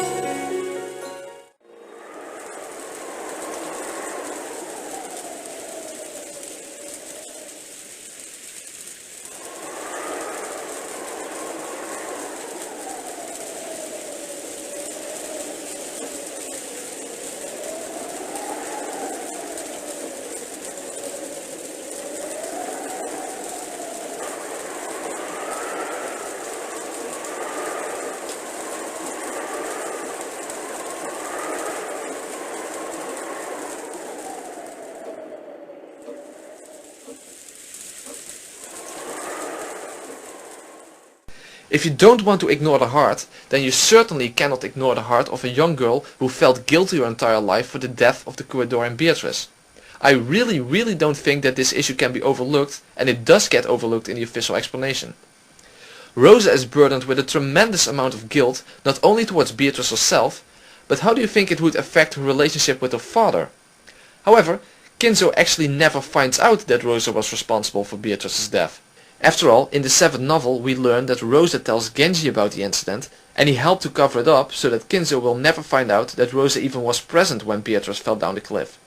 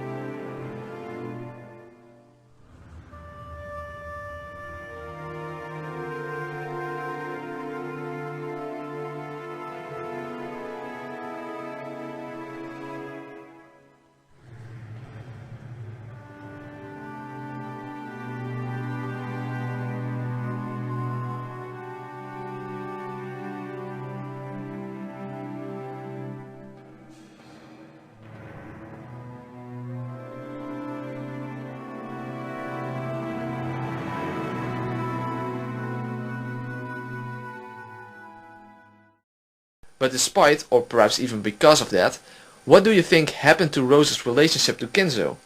Remember that she sees herself as Beatrice's killer. Rosa had killed her father's one and only true love, yet her father didn't even know that she was involved. If she had been feeling so much guilt towards Beatrice herself, as she expressed clearly in both the 3rd novel and in the 7th novel, regarding a person who she doesn't even know, how much of a burden would her guilt towards her father have been? How could she ever make up for such a crime? And then, in a matter of months, a baby was put into Natsui's care. Leon, the child of Kinzo and the Couadorian Beatrice, who had given birth to it a short time before Rosa killed her. And as fate has it, this baby, Beatrice's child, also falls down a cliff and dies. Both mother and child have died because they fell down a cliff. Now I don't think this can be emphasized enough. Of all kinds of ways that people can die an accidental death, the baby dies by falling down a cliff, just like Beatrice II did, which was witnessed and in her mind also caused by Rosa. The death of the baby Leon occurred in the same year as the death of the Couadorian Beatrice, meaning that Rosa was the same age and therefore still living in the mansion when the baby fell to his death, since Rosa was still a child back then. For killing her father's true love and getting away with it, she probably would have felt very distant from her father, and that she couldn't possibly deserve any fatherly love from Kinzo. So in an emotional sense, by killing Beatrice, she would also have lost her father. And later on, her biological mother died as well. So even though she was not literally an orphan, it is not unlikely that she would have felt like one. Not only that, given how important honor and social status in the Ushimura family, and in Japanese culture in general, and the ultimate shame she has brought upon herself, she would not only see herself as an emotional orphan, but also as the lowest possible rank in the family hierarchy, which would be the status of the youngest servant. In other words, if Rosa's guilt would get personified in her head, then what could we expect such a personification to be like? It would be quite plausible that the result would be a young, inexperienced, unimportant servant who is also an orphan. And that's what I believe Yasu to be. Yasu is the personification of Rosa's guilt. Yasu living on as the baby who fell down the cliff in a sort of similar way as Kinzo living on after Natsui and Kraus insisted on pretending that Kinzo was still alive even though he died from his disease. But just like Kinzo didn't literally live on, neither do I believe that the baby literally lived on. But an essential difference, however, is that the illusion of Kinzo was at least a representation of the original person. But in the case of Yasu, Yasu took Leon's place because of something that Genji did, which the person who Yasu represents interprets as being rescued by him, forcing her to quote-unquote create Yasu to bear her guilt because she never was forced to face the consequences for what happened to the Corridor and Beatrice. However, another essential difference between Kinzo living on as an illusion and Leon living on as an illusion is that Kinzo's illusion was the result of multiple people presenting that illusion to the world. But in Yasu's case, I believe that this illusion only exists in the mind of a single person, namely the person who Yasu was created by. The other people on the island have no knowledge of Yasu whatsoever, nor have they even ever heard of her. So I believe Yasu to be a completely fictional character in a single person's mind who symbolically lives on as the baby who fell down the cliff, to be a replacement for Leon. If Leon hadn't died, then even though Yasu might still have come into being, she would not have served the role of being Leon's replacement. I will talk about the why done it concerning Rosa in chapter 4, but I will reveal her general motive in order to explain why Yasu serves as Leon's replacement, as the way Leon symbolically lives on through Yasu. And that's the following. Rosa is trying to revive the Corridor and Beatrice by becoming a new Beatrice herself. Creating Yasu was the first step in this process. Now one may wonder what Shannon has got to do with this in the first place. After all, if Yasu only exists in Rosa's mind, then what is the connection to Shannon? Well, as a general theme in the story, and in the 7th novel in particular, it takes two to create a universe. In order to quote-unquote create Yasu, Rosa would need some connection to the real world other than herself. She needs another person in order for Yasu to take shape. And that's Shannon's role. Yasu basically lives her life through Shannon, so to say, as Yasu isn't physically present on the island in the first place. Furthermore, even Rosa herself would have left the island probably after the first year after creating Yasu, because at that point in time Maria would have been born. Meaning that Rosa probably would have gone to live on her own. In other words, Yasu's life takes shape through Rosa observing the servants, and especially later on when she leaves the mansion through conversations Rosa has with Shannon, or sometimes together with Kumasawa and Shannon, especially when it concerns mystery novels. Shannon is essentially the medium through which Yasu's quote-unquote life can take shape. Now we know that Shannon began working at the mansion 10 years before the year of the murders, so it's quite safe to say that Rosa would still have been living at the mansion when Shannon began working there, and then suddenly left the mansion when she gave birth to Maria, or perhaps even stayed there for the first couple of years since her husband ran out on her before Maria was born. So I don't believe that Yasu's life took place in real time. In other words, it's not the case that when you read the bits about Yasu in the 7th novel, that you should think of that like seeing through Rosa's eyes. Obviously that's not the case. She really is depicted as an extra character, but not a real one. Moreover, even though she exists within Rosa's mind, she doesn't share Rosa's mind, if you know what I mean. Later, when Yasu turns into the first form of Beatrice, there are actually far fewer moments when there are conversations between her and Shannon.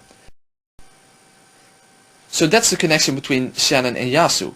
However, Shannon herself doesn't know about this. That's why when Yasu eventually turns into the first form of the witch Beatrice, and therefore goes out of existence, Shannon never even appears to have any knowledge regarding Yasu. It is not just like Yasu was never there, she really was never there to begin with. So there you have it, that's my fictional Yasu theory. But this is still a job half done. After all, I haven't proven yet that Yasu is connected to Rosa. Also, I still need to connect Rosa to the rest of the 7th novel, namely how she relates to Battler's sin against Shannon. And there is still that thing about being furniture and having a body incapable of love. So how should I go about proving the connection between Yasu and Rosa? After all, there is so little that can be objectively established in the 7th novel. Well, the determining factor is going to be the answer to the following question. Who is the third Beatrice? If I can prove that Rosa is the Beatrice who carried out the murders on the island, the Beatrice who actually appeared on the island during the 2nd game and even appears to battle face to face during the 4th game, then I have established the connection between Rosa and Yasu, since Yasu is the one who turned into Beatrice. So in the next chapter I'm going to give over a dozen arguments to establish that Rosa is Beatrice. Moreover, I will also give arguments against Shannon being Beatrice. In the chapter after that I will talk about Rosa's motives and tie everything in the 7th novel together.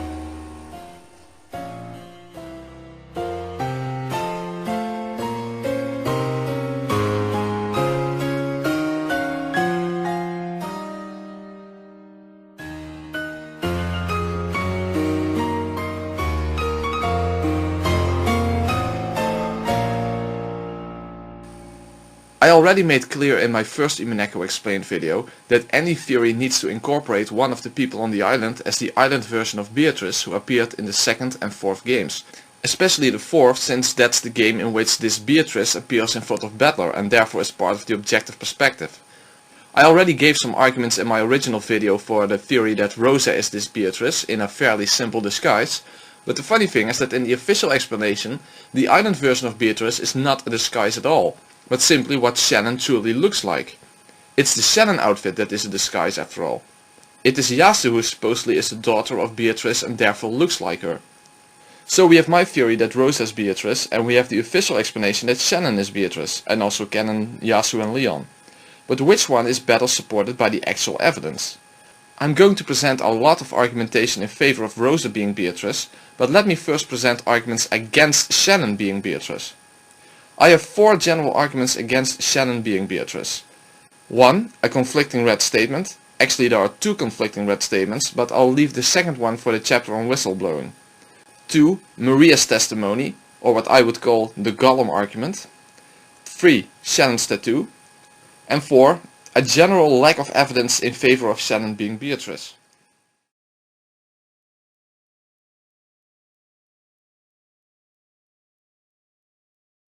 Just like with the Shannon theory, I'm going straight for the jugular vein. Namely, is the Shannon is Beatrice theory in conflict with any red statement? And yes, there is in fact a major one. One thing that should be clear from the 7th novel is that the sin Battler committed, which led to the mass murder on the island, was the sin of forgetting the promise he made to Shannon. He promised Shannon, who was in love with Battler, to take her away from the island, but Shannon didn't realize that Battler wasn't being serious. In other words, the sin which the island version of Beatrice demanded Battler to remember in the 4th game was this sin, Battler's sin against Shannon. That means that we can turn these facts into a deductive argument. 1. If Shannon and Beatrice are the same person, then whatever Battler does against Shannon, he does against Beatrice. Or in other words, if A is B, whatever you do against A, you do against B. 2. Battler sinned against Shannon. Conclusion, therefore, Battler sinned against Beatrice. After all, they are the same person according to the official explanation. Battler sinned against Shannon, and that was her motive for carrying out the murders. However, that is in conflict with one of the red statements made regarding this sin, namely what Beatrice says to Battler during the 4th game. The sin I am now demanding that you remember is not between Ushira Battler and Beatrice. Due to this red statement, Shannon should automatically be crossed off the list of possible suspects for being Beatrice. Instead, we should come to the conclusion that the person who is Beatrice is acting out the murders indeed because of Battler's sin, but not because it's a sin against that person itself. In other words, that this person is carrying out the murders on Shannon's behalf or something along those lines. Now I'm not suggesting that you have to think about that in the sense of hiring an assassin to murder someone on your behalf. At least that's not my theory at all. But I will talk about how this sin between Battler and Shannon relates to Rosa in the next chapter. But when it comes to Shannon being Beatrice, one needs to use some really ad hoc reasoning to make this red statement compatible with Shannon being Beatrice. You would have to make the statement essentially meaningless in order to do that. For example, you could try to say that this statement means that Battler's sin is not against the fictional witch of Rokingima, or that his sin is indeed against Shannon but not against her Beatrice personality. In which case one must wonder what this red statement exists for in the first place, and also how you could possibly know that such a distinction even can be made. Since I have no commitment towards the official explanation, I can simply take this red statement as it is and conclude that whoever Battler sinned against, that person is not the same person whom Beatrice represents. That would be the most logical and reasonable conclusion to draw from this red statement. At the very least, nobody can deny that. So in other words, you need to do some intellectual tap dancing to make this red statement fit in with the official explanation. But given my theory, I can simply take the red statement as it is and accept it as it is. But it's inevitable that believers in the official explanation will nevertheless try to reconcile this red statement with Shannon being Beatrice by using the examples I gave before or some other form of ad hoc reasoning. So let's address that approach a bit. I want to ask the people who think that this red statement could and should be reconciled with Shannon being Beatrice the following 2 questions. 1. What is your basis for doing this? And 2. Why would you want to do this? My point is it truly your position that there is no conflict with this red statement? Or Is it that you simply start with the official explanation as being true and then try to reconcile it with this read statement? In other words, that your approach is like this.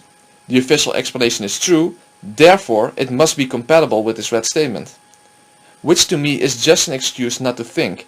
After all, you could resolve any apparent conflict if you just assume your explanation to be true as a starting point.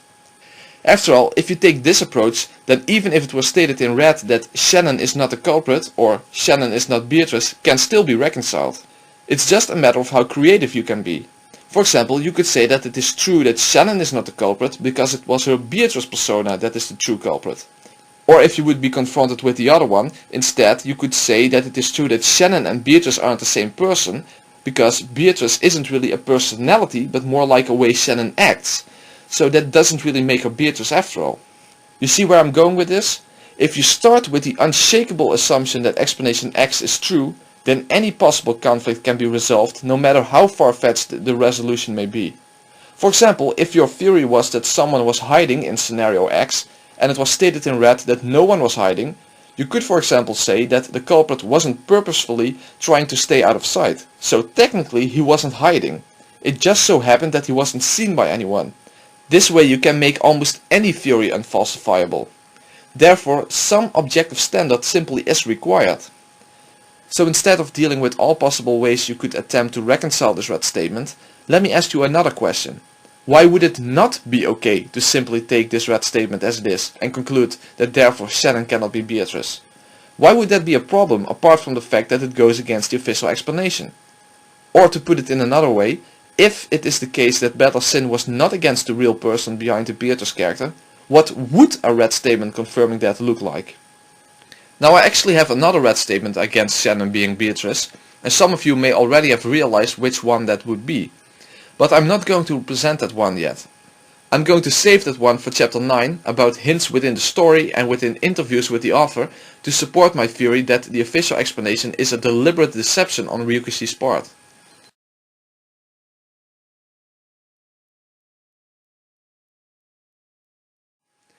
Arguments based on red statements are of course always the strongest types of arguments, but apart from the red statement regarding Bella's sin, there is also circumstantial evidence against Shannon being Beatrice. An example of this would be Maria's testimony in the 7th novel, when Will is asking her about the first time she met Beatrice. Now the first thing that is interesting is the fact that Maria tells Will that she and Rosa visited the island outside of the annual family conferences, which by now should be obvious why that is important. But besides that, Maria tells Will that Beatrice not only appeared to her, but also to the servants and Dr. Nanjo. Will also discovered something that I argued for in my previous Umineko Explained video, and that is that Maria recognizes Beatrice not based on appearance, but based on behavior. In other words, it's how this person acts that makes Maria believe her to be Beatrice. And according to Maria, this person has also behaved that way in front of other people, namely Genji, Kumasawa, Dr. Nanjo, and Shannon and Cannon. But think about what that means. The person who represents Beatrice could never appear in front of that person itself. If Shannon is Beatrice, then Maria can see Shannon quote-unquote transform into Beatrice and vice versa, and Shannon could appear as Beatrice in front of other people. But Shannon could not appear as Beatrice in front of herself. The reason I call this the Gollum argument is because the only way you could reconcile this conflict is by appealing to a similar situation to Gollum's split personality in Lord of the Rings, in which his two sides are talking to each other using the same body. That's what believers in the official explanation would have to picture an encounter between Shannon as Beatrice and Shannon as herself to be like. And of course you would have to assume that all of this would still make sense to Maria. Now couple that together with the Shikanon theory and we have ourselves a really unbelievable and incoherent mess. I mean, could you even imagine what such a scenario would be like? Hey Maria, I'm the Golden Witch Beatrice. Oh, what amazing! Shannon, you need to see this! Oh, hello Beatrice, I am Shannon. Bow down to me, you furniture. Wow, I'm actually talking to a witch. Cannon must see this too. I'll go and get him. Wait a minute, wait. Almost there. There we are. I mean, are we seriously supposed to believe something like this? Or should we simply conclude that since Beatrice appeared in front of Nanjo and all the other servants with the exception of Goda, because Beatrice isn't a person among those people at all? Now tell me in all honesty, if we have the Gollum explanation on the one end and the Beatrice being someone else's explanation on the other end, which explanation is the most reasonable one? Again, I will say that the only reason one would be willing to stick to the official explanation here is because you take it as a starting point that the official explanation has to be true, and therefore anything should be adapted to fit that explanation, regardless of how silly it is.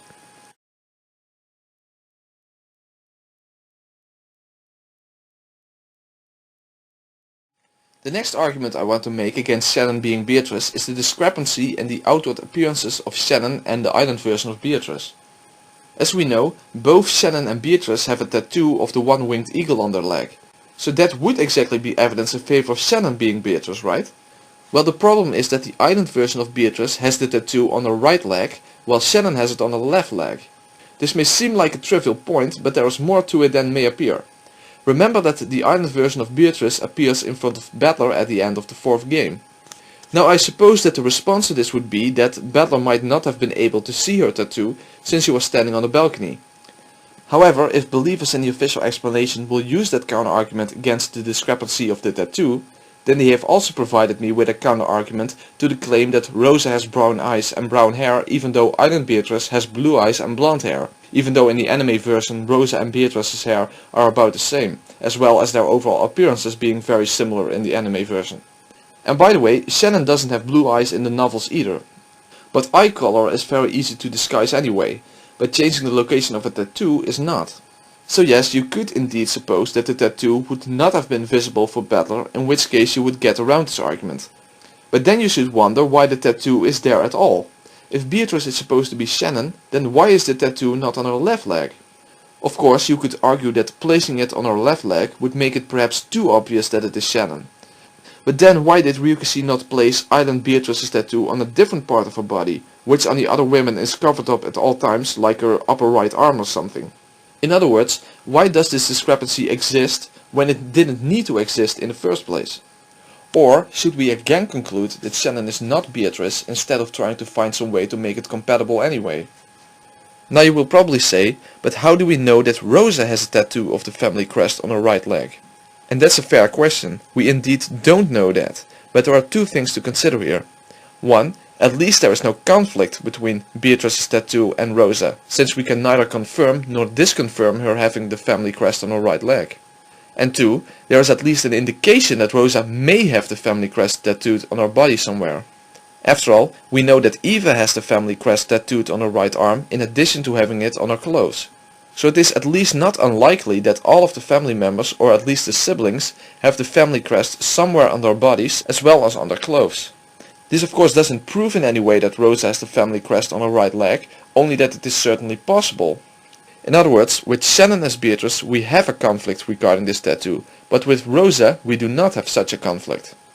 Of course, another way believers in the official explanation could get around this is by saying that it's not a tattoo in the first place, but rather some other form of marking that can easily be removed and reapplied. But however you take it, at the very least this argument does remove any objection towards Rosa being Beatrice based on appearance. So now let's move from arguments against Shannon being Beatrice to arguments in favor of Rosa being Beatrice.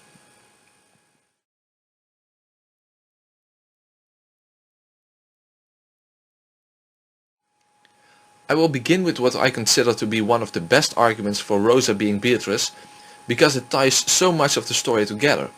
It's about Eva's role in the 3rd game and how it was possible for Eva to escape the explosion by escaping to Kuadorian, and especially how this relates to the future perspective of Angie and the fact that Eva's diary has the truth written within it, meaning that we must account for Eva having discovered the truth. When it comes to making the connection to Angie's perspective and Eva's diary, I do have to assume that Angie's perspective resulted from the 3rd game, in other words that the timeline of the 3rd game is the same timeline as Angie's perspective. Now not everyone would be willing to accept this, however there are basically only 3 options available to account for Angie's world. 1. It resulted from the 3rd game. 2. It resulted from the 7th game. Or 3. It resulted from an unknown game. Now many people seem to believe that Angie's world is the real world resulting after the real 2 days of the murders on Rikkinjima. I definitely do not share that belief. However, whether Angie's world is the real world or a counterfactual timeline is in the end not really relevant for my argument. The issue is which theory can actually account for Eva being alive in Angie's world, and especially Eva knowing the truth.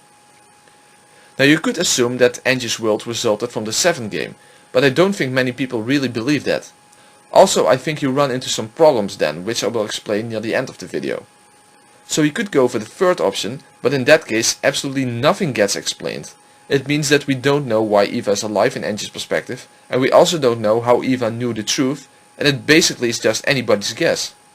However, if the 3rd game is what preceded Angie's world, then my theory can in fact account for Eva's escape to Corridorian and how she came to know the truth. Let's first establish what we know about Angie's world in relation to the island. The bomb destroyed the mansion and its surroundings. Eva survived by escaping to Corridorian. And here's my blue truth: she could not have escaped through the forest at night in the middle of a typhoon in a short period of time. And another blue truth: she could only have escaped by using the secret tunnel in the underground VIP room. That's the place where the gold is. The trigger to the bomb is located in the underground VIP room, namely the clock. So therefore I conclude, someone without knowledge of both the bomb and the tunnel would not discover either of them without being told about it. And since Eva escaped, she had to have known about both the bomb and the secret tunnel. So then the issue becomes, when did Eva learn about this? So my blue truth is, Eva learned about all of this when she discovered the gold. Just like when in the 7th game the siblings discover the gold, Beatrice reveals the truth to them. When Eva discovered the gold, all of the servants were already dead. Because of the red statement, 6 people, which we already established meaning 6 bodies, Kinzo, Genji, Shannon, Kanon, Goda and Kumasawa are dead. So that means that in the first scenario of the 3rd game there were 6 dead bodies. And those bodies were identified as Kinzo, Genji, Shannon, Kanon, Goda and Kumasawa. So it's absolutely impossible that any of them could be alive. In other words, this includes Shannon, so if she was Beatrice, she would not have been able to confront Eva in the underground VIP room. And my final blue truth: there is absolutely no evidence that Eva had been told about the bomb and the tunnel before she discovered the gold. Before Eva escaped from the island, she learned the truth, which she wrote in her diary. This is the book of the single truth in Angie's world. We know with red certainty that Eva's diary contains the real truth about what happened on the island. We know that Eva has been keeping the truth a secret for her entire life, even on her deathbed. Even though many people believed her to be the real murderer, she'd rather had them believe that than to reveal the real truth. In other words, Eva was willing to protect the truth until the very end. So we must wonder, why is that? So how, given the official explanation, would it be possible to both explain the 3rd game and Angie's future perspective collectively? Whoever is the culprit in the 3rd game, it first of all cannot be Shannon, or Kanon for that matter, since the red statement confirming the deaths of the servants and Kinzo specifically states that the 6 people are dead, meaning 6 dead human bodies, in which the names refer to the identities of those bodies. So there's no room for wordplay regarding names or quote-unquote character death or personality death or whatever it may be. So if Shannon truly is Beatrice, then Beatrice died in the 6-linked closed room chain regardless of whoever set up that scenario for whatever reason. That means that when Eva discovered the gold, it would be impossible for Beatrice to confront her there and explain everything in a similar way as in the 7th game, meaning that Eva would just have found a room full of gold without any knowledge regarding the bomb or the secret tunnel to Corridorian. Neither is there any reason to believe that she would have any knowledge regarding who Beatrice is and who committed the murders. Remember that Beatrice is not the one committing the murders if Shannon is a victim of the first scenario. However, my theory explains both the 3rd game and the future perspective perfectly. In fact, everything fits together if Rosa is Beatrice, because if that is true, then Eva was indeed confronted by Beatrice after finding the gold. Don't you think it's just a little bit too much of a coincidence that right after Eva discovered the gold, Rosa is suddenly there as well, congratulating her for finding the gold and solving the epitaph? Supposedly, Rosa was there because she just happened to have solved the epitaph as well, but just a minute too late, which would be an extreme coincidence if you ask me. But if Rosa is Beatrice, she was there to confront Eva for winning the game and handing both the title of the family hat as the title of Beatrice the Golden Witch over to her, since Eva had beat her at her own game. And as the 7th game suggests, Beatrice does keep her word regarding the epitaph as the way to prevent her resurrection. If the epitaph is solved, Beatrice loses and she intends to keep that promise. This even makes sense from the meta world perspective, as this is beautifully depicted in a magical scene where we see the magical representation of Rosa, namely Beatrice, handing over the family headship and her powers as a witch over to the magical representation of Eva, namely her younger version, who then becomes Eva Beatrice. So I think that this is where Eva learned most of the truth that would later be written in her diary. Just like Beatrice explained about the secret tunnel and the bomb in the 7th game, it is plausible that something similar would have happened in Eva's case. My theory also explains Rosa's death after that, and even the way in which she and Maria died. This is something I haven't explained yet, since I will go into this in the next chapter, but it's about the notion of Rosa not acting alone, but having a second culprit helping her out who doesn't share the exact same motives as her, and therefore has no interest in stopping the murders just because Eva solved the epitaph. If Rosa wanted to pull the plug on the whole murder scheme, but her fellow culprit George had no such intentions, then it's very plausible that this would result in a fight between them. Remember that Rosa's murder in the 3rd game occurs without any weapons and in quite an unusual fashion, which would be difficult to plan out in advance. So I believe that George and Rosa got into a struggle which Rosa had no chance of winning since George is trained in martial arts, which eventually resulted in Rosa getting thrown on the fence. George then had no choice but to strangle Maria, who was probably completely hysterical after seeing her mother die, so he silenced the witness.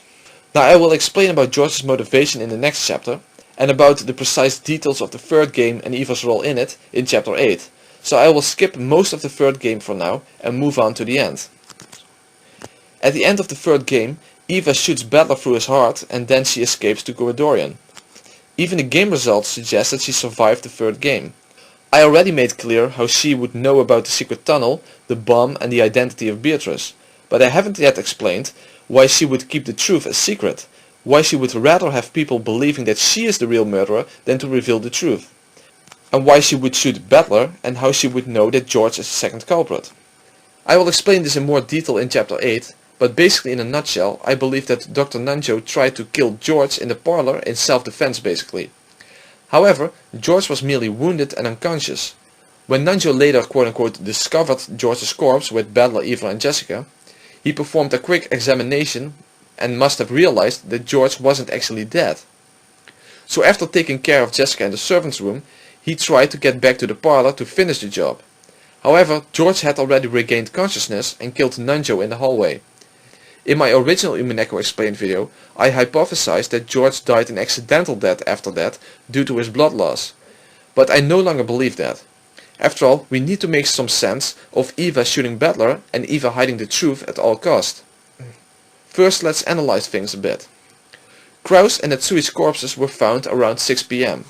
Battler was killed by Eva at 11:15 PM.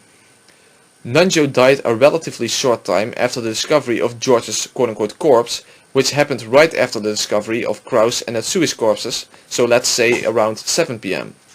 This means that we don't get to witness almost 4 hours of the end part of the 3rd game. That's a pretty long time, and since we don't know what happened during that time, we don't know if Eva was with Battler the whole time after Nanjo's murder. We don't know exactly what happened to Jessica. All we know is that Eva and Battler couldn't find her when they discovered Nanjo's corpse. They might have found her in the parlor where she supposedly would have been according to the magical perspective where she was rescued by Ghost Cannon, but that's never shown. So she could be stumbling somewhere around the mansion or something, but in the end we simply have no objective information on her whereabouts. All we know is that George did die before her, so she should not have been killed by George. It is confirmed in red that Jessica is among the last 3 survivors.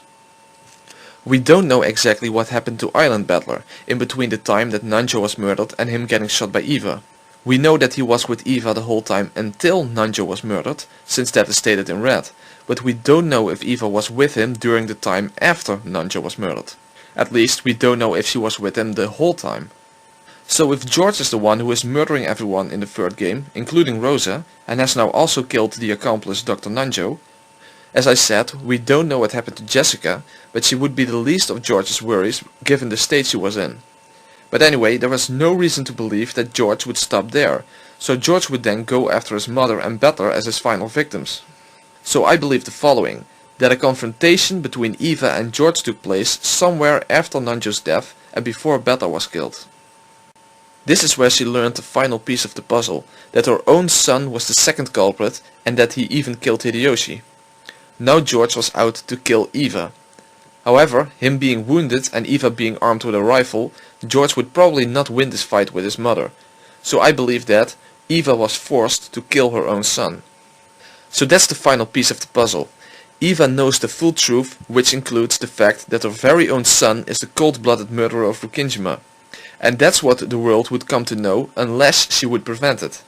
So she chose to use the bomb of which Rosa told her in order to create a cat box. And she would even be prepared to be seen as the murderer as long as her son's guilt would remain a secret. But of course, the only person standing in her way would be the other survivor, Battler. So she decided to do what was necessary in order to protect her son's honor, and shoot Battler since he was a witness.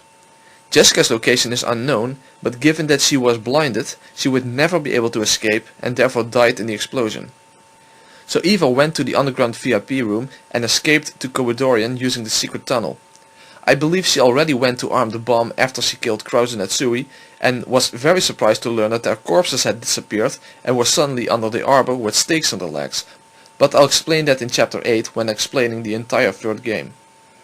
So Eva escaped, and then the mansion and its surroundings blew up, including Jessica, and this gave rise to the future perspective of Angie, in which Eva is the sole survivor who has the real truth locked away inside her diary. And she protected the secret until the day she died. I believe that the Eva Beatrice character represents the illusion of Eva being the culprit, covering up for the murders committed by George. Now it may seem like this necessitates that the third game is the real 2 days of the murders on Rukijima. But that's not necessarily the case at all. After all, we only know that Eva's diary contains the truth, but we don't really know what exactly she wrote down, and we also don't know if absolutely everything she wrote there is true. The red only says that the truth is written within that diary, so as long as all of the first 4 games have the same culprits, which I believe they have, then no matter which one of those games is the real 2 days on Rukijima, there is no conflict with Eva's diary in a counterfactual future containing the truth. So my theory not only explains how Eva knew about the bomb and the secret tunnel, but also how she could have known the truth to write in her diary. The official explanation cannot account for Eva escaping in the third game, since Shannon necessarily died at the first twilight. And Eva knowing the truth simply remains an inexplicable mystery from the perspective of the official explanation.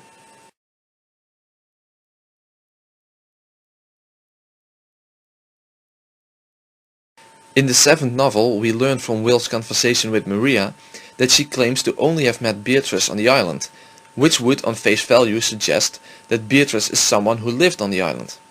However, we need to take into account what the reason is that Beatrice supposedly cannot appear to Maria outside of the island. This reason is, in Maria's words, that Beatrice isn't yet capable to sustain her form outside of Rukijima. However, since the whole Beatrice character is essentially just make-believe, this rule is in the end arbitrary. It's either out of necessity, so if Shannon indeed would be Beatrice, she would more or less be stuck on the island, and or part of the character of the Beatrice personality. However, if it is not out of necessity, then this rule can be broken, even if it is out of character for Beatrice, as long as there is some emotional need for both Maria and Beatrice to break this rule. So, does this in fact happen? Even though Maria claims that Beatrice can only appear to her on Rukijima, or in other words, the rules say that, is this actually contradicted by Maria's own testimony, in which Beatrice does appear to her outside of the island, and in fact in her very own home? And yes, there is. There is an account in Maria's diary in which Beatrice appears to her at her home. Namely, the scenario in the 4th novel when Rosa tears her beloved stuffed animal Sakura apart. After that happens, Beatrice appears to Maria to comfort her. And then we see the scene in which Beatrice grants Maria the ability to kill her mother over 100 times in a row. Now we have to take into account that this is a magical perspective scene, so how should this scene be interpreted? Remember that every time when Rosa has been abusive towards Maria, later on she regrets it and makes up with Maria again. So it is to be expected that after she violently tore apart Sakura, she would probably soon regret it. But obviously this act was incredibly painful for Maria that a simple apology wouldn't do. No, this was a moment when Maria needed Beatrice, So even though it was against the rules, the Rokkinjima witch appeared to comfort her and to provide her with the opportunity to have her revenge. Now this may seem like a violation of what I said earlier, that Beatrice couldn't possibly appear to the person acting out her persona. However, that isn't necessary for this scene to begin with. In fact, even in the magic torture scene, Rosa never even acknowledges Beatrice in any way in the first place. She talks to Maria, but she never even mentions Beatrice standing next to her. But since this torture scene could never have happened in reality in the first place, there is no need to even suggest that Beatrice appeared to Rosa. The only thing that is necessary is that she appeared to Maria. First of all, the Rosa in the torture scene should not be regarded as an accurate depiction of Rosa herself, as she is inhumanly cruel in that scene. Even though Rosa is indeed very cruel to Maria in the real world, she is still shown to love Maria. So I see the Rosa in the magic torture scene as a representation of the evil side of Rosa, and Beatrice as her good side. In other words, you should regard the Rosa who is being tortured as the worst possible mother in Maria's eyes, and Beatrice as the perfect mother. So the one being punished should not literally be regarded as Rosa herself, but as the most evil side of her. In fact, that's how Maria basically refers to her in that scene. So how would the magic torture scene have played out in the real world? Well, here I can only speculate since I have no actual information outside of the magical perspective. So let me just give a possible way it could have played out. But this is of course just an example.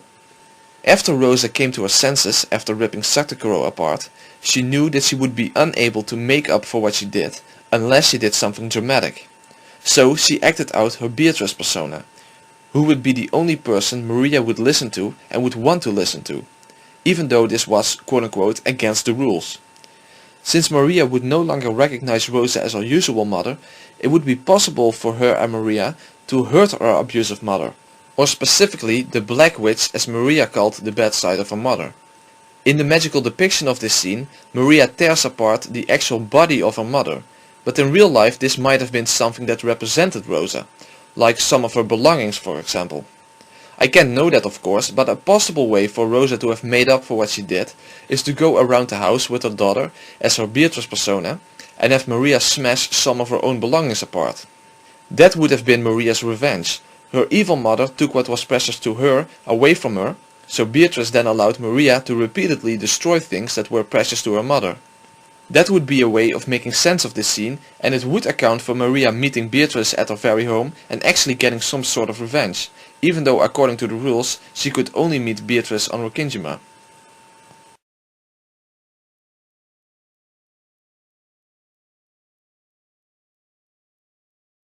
Another thing that is very interesting regarding the scene in which Sakura gets torn apart is the fact that Beatrice, despite being the Endless Witch, is incapable of reviving Sakura. The reason for this is in her own words because Rosa denied him and she was the one who made him in the first place. So why does it need to be specifically mentioned that Sakura cannot be revived because Rosa denied him?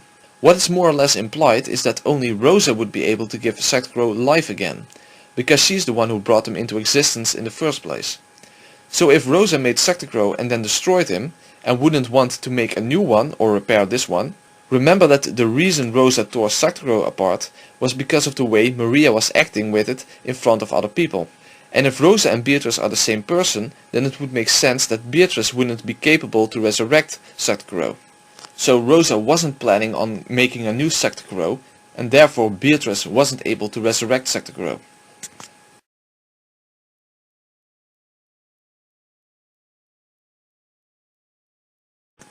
Another thing that was actually one of the first things that originally led me to believe that Rosa and Beatrice are the same person is the fact that Maria already refers to her mother as a witch, namely a black evil witch when she gets mad and abuses her.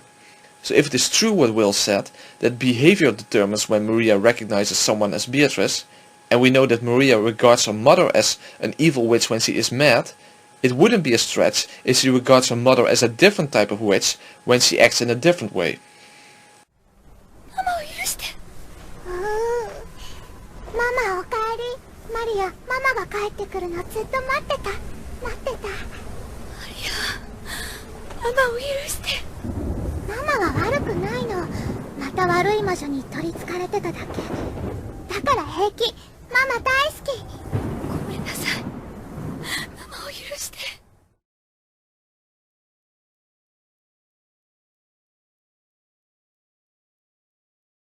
This also ties into Maria's twisted personality.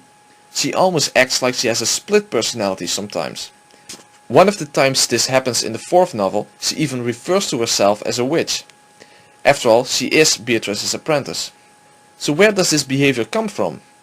Obviously, being mistreated by Rosa so much would almost unavoidably damage her personality. But what is more likely is that she learned this behavior from a role model in her life, which at her age would primarily be her mother. Therefore, I believe that Maria is basically mimicking Rosa in a sense. After all, Rosa has many faces herself. Rosa is definitely one yet many.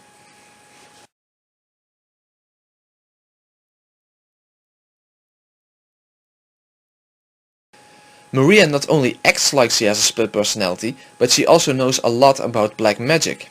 However, we know that Rosa hates it when she mentions anything regarding that subject around other people, especially the other family members. However, if Rosa would be so against Maria's black magic interests, then she would be in the position to put a stop to it, or to never have allowed it to begin in the first place. After all, Maria can't just look things up on the internet or something. She basically needs her mother to get access to books on black magic and such in the first place, regardless of the fact that her mother is away from home so often. I mean, Rosa still has access to Maria's room and such. So I doubt that Rosa really is that opposed to her daughter being into black magic. I think she is only against Maria mentioning black magic in the presence of other people. I talk more about this in the next chapter regarding Rosa's motivations, but I believe that Rosa herself is into black magic. But she also makes sure to keep that a secret to the rest of the family. Maria was basically dragged into Rosa's hobby due to Rosa choosing her as the first person to acknowledge her as a witch, and because the whole issue of the virgin birth thing from the 7th novel.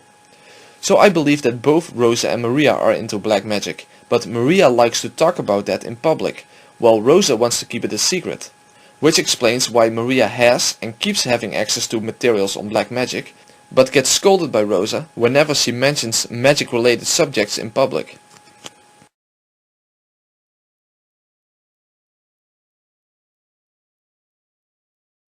Another interesting thing is that the demon Gab, who appears in the 4th novel, actually turns out to have been the prototype for Beatrice, as we learned in the 7th novel. Gab represents the fact that often things go missing as if it was done by magic. This was Yasu's first experience with quote-unquote magic, and interestingly enough, this type of magic is also a big deal to Maria. In the 4th novel, we learn that Maria keeps her room in a sort of memorized chaos. Otherwise, things will go missing. Things disappearing were Yasu's introduction into magic. If things go inexplicably missing, people could interpret it as being done by a witch. The only person who can make things go missing from Maria's room is Rosa. Maria is also the one who gave this principle the name Gab. What is also really interesting is the fact that Gab dresses really unfashionable to the point that her dress is outright ridiculous. Remember that Rosa runs a pretty unsuccessful fashion design company. When Yasu first imagined Gab, Rosa would have been at the start of her fashion career. Given that and the fact that her company is still not very successful, it wouldn't be surprising for her to imagine a witch in an absurd looking outfit. Remember that this is the only version of a witch that was completely imagined out of thin air, so to say, without any quote-unquote model to base it on. Apart from Rosa, there is really no connection between someone's interest in strange fashion and Gab's interest in strange fashion.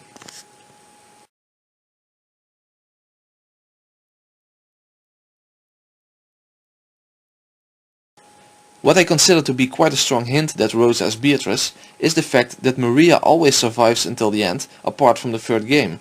However, in the 3rd game she dies together with Rosa. But in the 1st game she doesn't die until the bomb goes off. In the 2nd game we are not sure what happened at the end, but she is at least alive until the end. In the 4th game she is found poisoned next to Rosa's corpse in the dining hall at the end of the game when Battler confirms everyone's death. Especially the parlor murder at the end of the 1st game is interesting, as Maria is the only one left alive there. So she doesn't have to see the corpses lying there. This makes a lot of sense if the culprit is her mother Rosa, who doesn't want to murder her own daughter, or at least if Maria is going to die, she will die together with her, apart from the 3rd game of course, where she is murdered by George. Now I'm not saying that it's 100% inexplicable why Maria survives the parlor murder given the official explanation, because Maria was holding on to the scorpion charm. But if Shannon is Beatrice and the true culprit, then why is Maria never murdered in any of the earlier murder scenarios? You could say that it's because Maria is her friend, but that's a bad argument. After all, Kumasawa is also really important to Shannon, and she has no problem blowing her face off, slitting her throat and hanging her from the ceiling. And the fact that Maria is just a kid is also not very convincing. The culprit was okay with tearing people's faces apart and ripping all their guts out, so that doesn't come across like someone who would show mercy to a child just for being a child. Of course, as I said, Maria was holding on to the scorpion charm during the parlor murder, but that assumes that Beatrice knew this and doesn't explain Maria's late death in the second and in the fourth game. But Maria being the culprit's daughter makes a lot more sense. This is especially true at the end of the fourth game, when Battle discovered Maria poisoned next to Rosa's corpse. It is not that simple to get someone to swallow poison. Of course, Shannon being a servant could have snuck poison into Maria's dinner, but that implies that this poison murder was planned already when they were having dinner. But anyway, why would she specifically choose to poison Maria? I think it's much more likely that Maria was poisoned by her mother in a murder-suicide. So first she gave her daughter a gentle death, and then she blew her own face off and fell on top of the gun, or used another method that I will explain when dealing with the murders of the fourth game. In my opinion, this makes a lot more sense than Shannon arbitrarily using poison on Maria and keeping her alive until the end just because she is on friendly terms with her.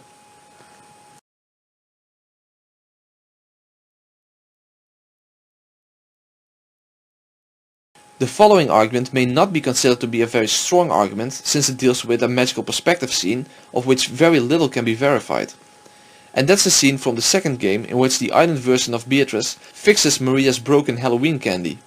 The reason this scene is so interesting is because if this scene represents the person who represents Beatrice using a simple trick to switch Maria's broken candy for a new one, then it becomes a very good piece of evidence for that person being Rosa and definitely not Shannon.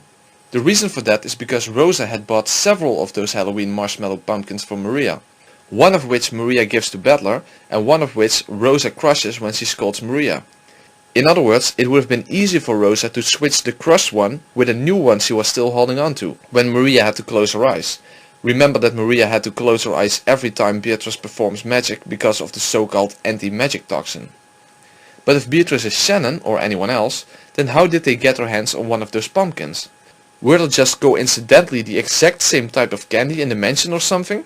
At the very least there is no such hint anywhere, but we do know that Rosa bought several of those pumpkins. Now people will probably object that this is a magic scene and therefore there is no guarantee that any of this even really happened. But you have to consider two things, namely that Maria claimed that Beatrice fixed her candy and that Rosa told the other family members that she and Maria had met Beatrice. Therefore I see that magical scene as a representation of Rosa making up for breaking Maria's candy by magically fixing it as Beatrice. Now some people may object again that I said before that Beatrice could never appear to Rosa. But remember that Maria never claimed that Beatrice met her mother, it was Rosa who claimed that she and Maria met Beatrice.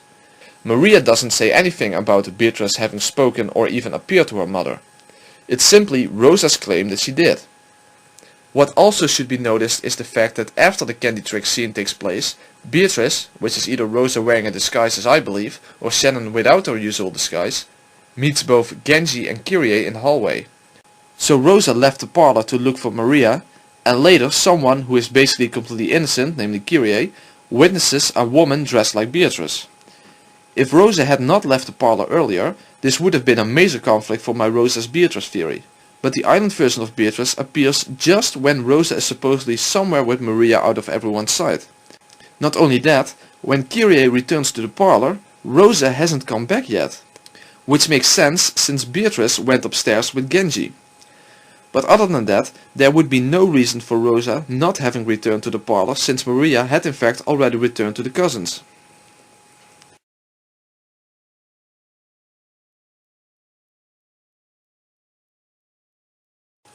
The following arguments are based on Rosa's behavior during the second game. First of all, as far as I can tell, whether you believe in the official explanation or not, you are forced to invoke Rosa's involvement to explain the second game. I'll explain why in a minute, but I suppose that believers in the official explanation know this already and believe that Rosa is Shannon's accomplice in the second game, just like they are forced to believe that Hideyoshi is an accomplice in the first game. But however you take it, Rosa's involvement in the second game is a necessity. If anyone can explain the second game without Rosa, then be my guest. So basically it's like this: what fits the best? Rosa as an accomplice in only the second game, or that Rosa's involvement is necessary because she is the main culprit to start with? In my opinion, invoking accomplices arbitrarily is a weak point in any theory. So what reason other than the fact that you can't explain the second game without Rosa is there to think that she would aid Shannon in her murder scheme? I guess the only reason would be the gold. However, you can't consistently suppose that the epitaph was solved, since that would put a stop to the murders in the first place. After all, both in the third game after the epitaph was solved and the fifth game entirely are suggested to not have been carried out by Beatrice in the first place. So I guess you would have to suppose that Shannon simply offered Rosa some gold in order to get her to cooperate. Basically just how Krause and Natsui are made into accomplices in Umineko Our Confession. But what evidence is there to support any of this? And also, why would Shannon need to do that in the first place? Why involve Rosa, which would be in fact a very dangerous move? This is again such a case of a character acting like a moron. I will go into the details about the problems of having many accomplices in the chapter on Umineko Our Confession, but one needs to realize that accomplices are the most dangerous people for a culprit when they don't share the same motives as they do. If accomplices are bribed or forced, you can expect retaliation at any unguarded moment, especially when you consider that Rosa carries a gun during most of the game. If she really wanted the money, she wouldn't need to listen to Shannon in the first place. Rosa would be then calling the shots. Rosa would have access to 3 gold bars and perhaps the keycard to the money as well, so it would be the most dangerous and outright moronic move on Shannon's part to involve Rosa. Shannon wouldn't even have any need for Rosa's involvement if she just had set up the chapel closed room just slightly different in order to not need any help at all from Rosa. In other words, the notion of Rosa as Shannon's accomplice in the second game doesn't make much sense from both Rosa's and Shannon's perspective. It has no evidence other than the fact that you can't get around Rosa's involvement, and it lacks elegance to invoke someone as an accomplice just for a single game, when I can explain all 5 games with the same 3 individuals. But why is Rosa's involvement necessitated in the first place? First of all, Rosa knows about Kinzo's death. Twice in the second game it becomes clear that Rosa is aware that Kinzo is already dead. After all, after the chapel murder, Rosa goes to Kinzo's study in order to borrow his gun for protection. And later on in Jessica's room, she affirms that she has even talked to Kinzo there. But given the fact that Kinzo is already dead, that would be impossible. So we can conclude that Rosa knows that Kinzo is already dead, but that she is pretending like he is still alive, and that she has borrowed his gun directly from him. Is this because of arbitrarily being Shannon's accomplice, or is it because she herself has become the new head of the family when Kinzo died? Because she is Beatrice and was there when Kinzo died before he handed everything over to her. And then there is the letter in the parlor. After the final murder scenario in Natsui's room, Rosa, Better and Maria return to the parlor again, which had been a perfect closed room just like Natsui's room was. This is even confirmed in red. So the parlor was locked after they left to check on Nanjo's and Kumasawa's corpses, and was still locked when they returned. Rosa was holding all of the master keys, and the parlor key itself was locked inside the servants' room, which was also a closed room that required a master key to open it. In other words, it was impossible for Genji to place the final letter in the parlor, and everyone else is dead at this point. So if you believe that Shannon is the culprit and committed suicide in Natsui's room, which is the official explanation that she did, by the way, then how could she possibly have placed the letter in the parlor? Since Better himself cannot be an accomplice, since he is the detective, and since it makes little sense to claim that Maria placed the letter there, after all she really believes in magic and she also believed that Beatrice put the letter there, the only possible candidate would be Rosa. She was the first to enter the parlor and could easily have placed the letter there before Better noticed it. Even more so, I think Rosa had a motive for using this letter. After all, it was because of this letter that she had a reason to separate from Battler, who was then forced to move to the dining hall. So we have one of the witch's letters that could only have been placed there by Rosa. Is this also because she just happens to be Shannon's accomplice, whom she knows to be dead already at this point? Or is it because she was the one who wrote those letters in the first place? The next reason that Rosa's involvement is required in the second game is because you need her to have lied about the chapel being locked and then pretending to unlock it with the key. Again, if anyone can explain the chapel closed room with the chapel truly being locked, then be my guest. I guess the only way this could be done is to claim that Maria locked the chapel door. But this makes no sense at all. After all, Maria really believes in magic, so having to lock a door for Beatrice makes little sense. Also, given that the rat is contingent upon how the culprit chose to carry out the murder scenario, it wouldn't make sense to have Maria lock it in the first place. After all, from the perspective of the real world, there would be no difference for anyone if Shannon locked the door and sealed it in the envelope again, or if Maria did this. The only reason why you would have to invoke Maria herself is due to the red truth, which is unknown to the actual people on the island. Furthermore, Will's solution to this scenario makes it quite clear that the lock itself is the illusion. The chapel was never locked to begin with, but everyone simply believed that it was. The servants assumed it to be locked because it was always locked and the key was missing. Rosa was the only person who actually tried to open it, but she claimed that it was locked. She also was the one to supposedly unlock it after she retrieved the key from the envelope in Maria's handbag. She simply could have pretended to unlock it. After all, everyone was already convinced that the chapel was locked and they saw that Rosa had the real chapel key. So it would have been easy for her to fool everyone into believing that she truly unlocked the door to the chapel. Another interesting thing is that the words Happy Halloween for Maria were written on the chapel. You could suppose that Shannon did this for Maria, but isn't it more likely that Rosa did this as another apology for crushing her Halloween candy? Which would be quite sick of her actually, but given that the murder scenario itself involved ripping people's guts out, that would hardly be a surprise. But what is most interesting about the chapel murder is the scene that happens right before it. It is a magical perspective scene and therefore not objective, but if this scene is a representation of something that happened in reality, it becomes extremely meaningful. In this scene, we see all of the siblings and their spouses in the chapel together with the island version of Beatrice. All of them acknowledged her as a witch and that the gold belongs to her. But Rosa is also depicted in this scene. However, she was not among the victims of the chapel murders, while the other 6 were. I believe that this scene represents how the 6 of them acknowledged Rosa as the new head of the family just before they became her victims. Basically, that is what the magical perspective depicts. Translate that to the real world and this would be an extremely consistent and logical interpretation of this scene. So those are the reasons that Rosa's involvement is necessitated in the second game. But there are some more interesting things regarding Rosa in the second game.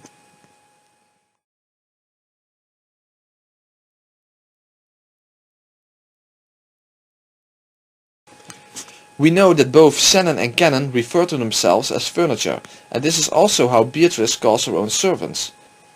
In the previous chapter I already referred to the supposed origin of the term, which came from Yasu referring to the state of her own body as incapable of love. I already explained that I don't interpret this to mean anything physical, as the official explanation suggests. Instead, I believe its meaning to simply being the most obvious meaning, namely the low social status of a servant. After all, not only Shannon and Cannon refer to themselves as furniture, but Genji does so as well. So that already kind of puts into doubt that it refers to the state of Yasu's body. However, other people never refer to the servants as furniture at all.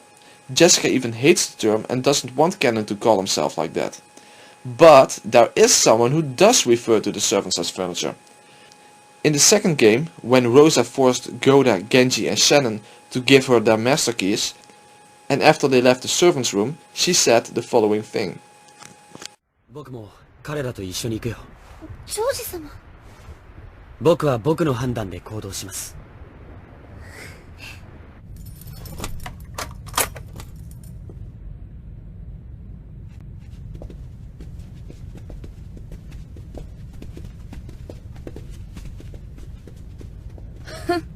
信用できないわよ、各どもが。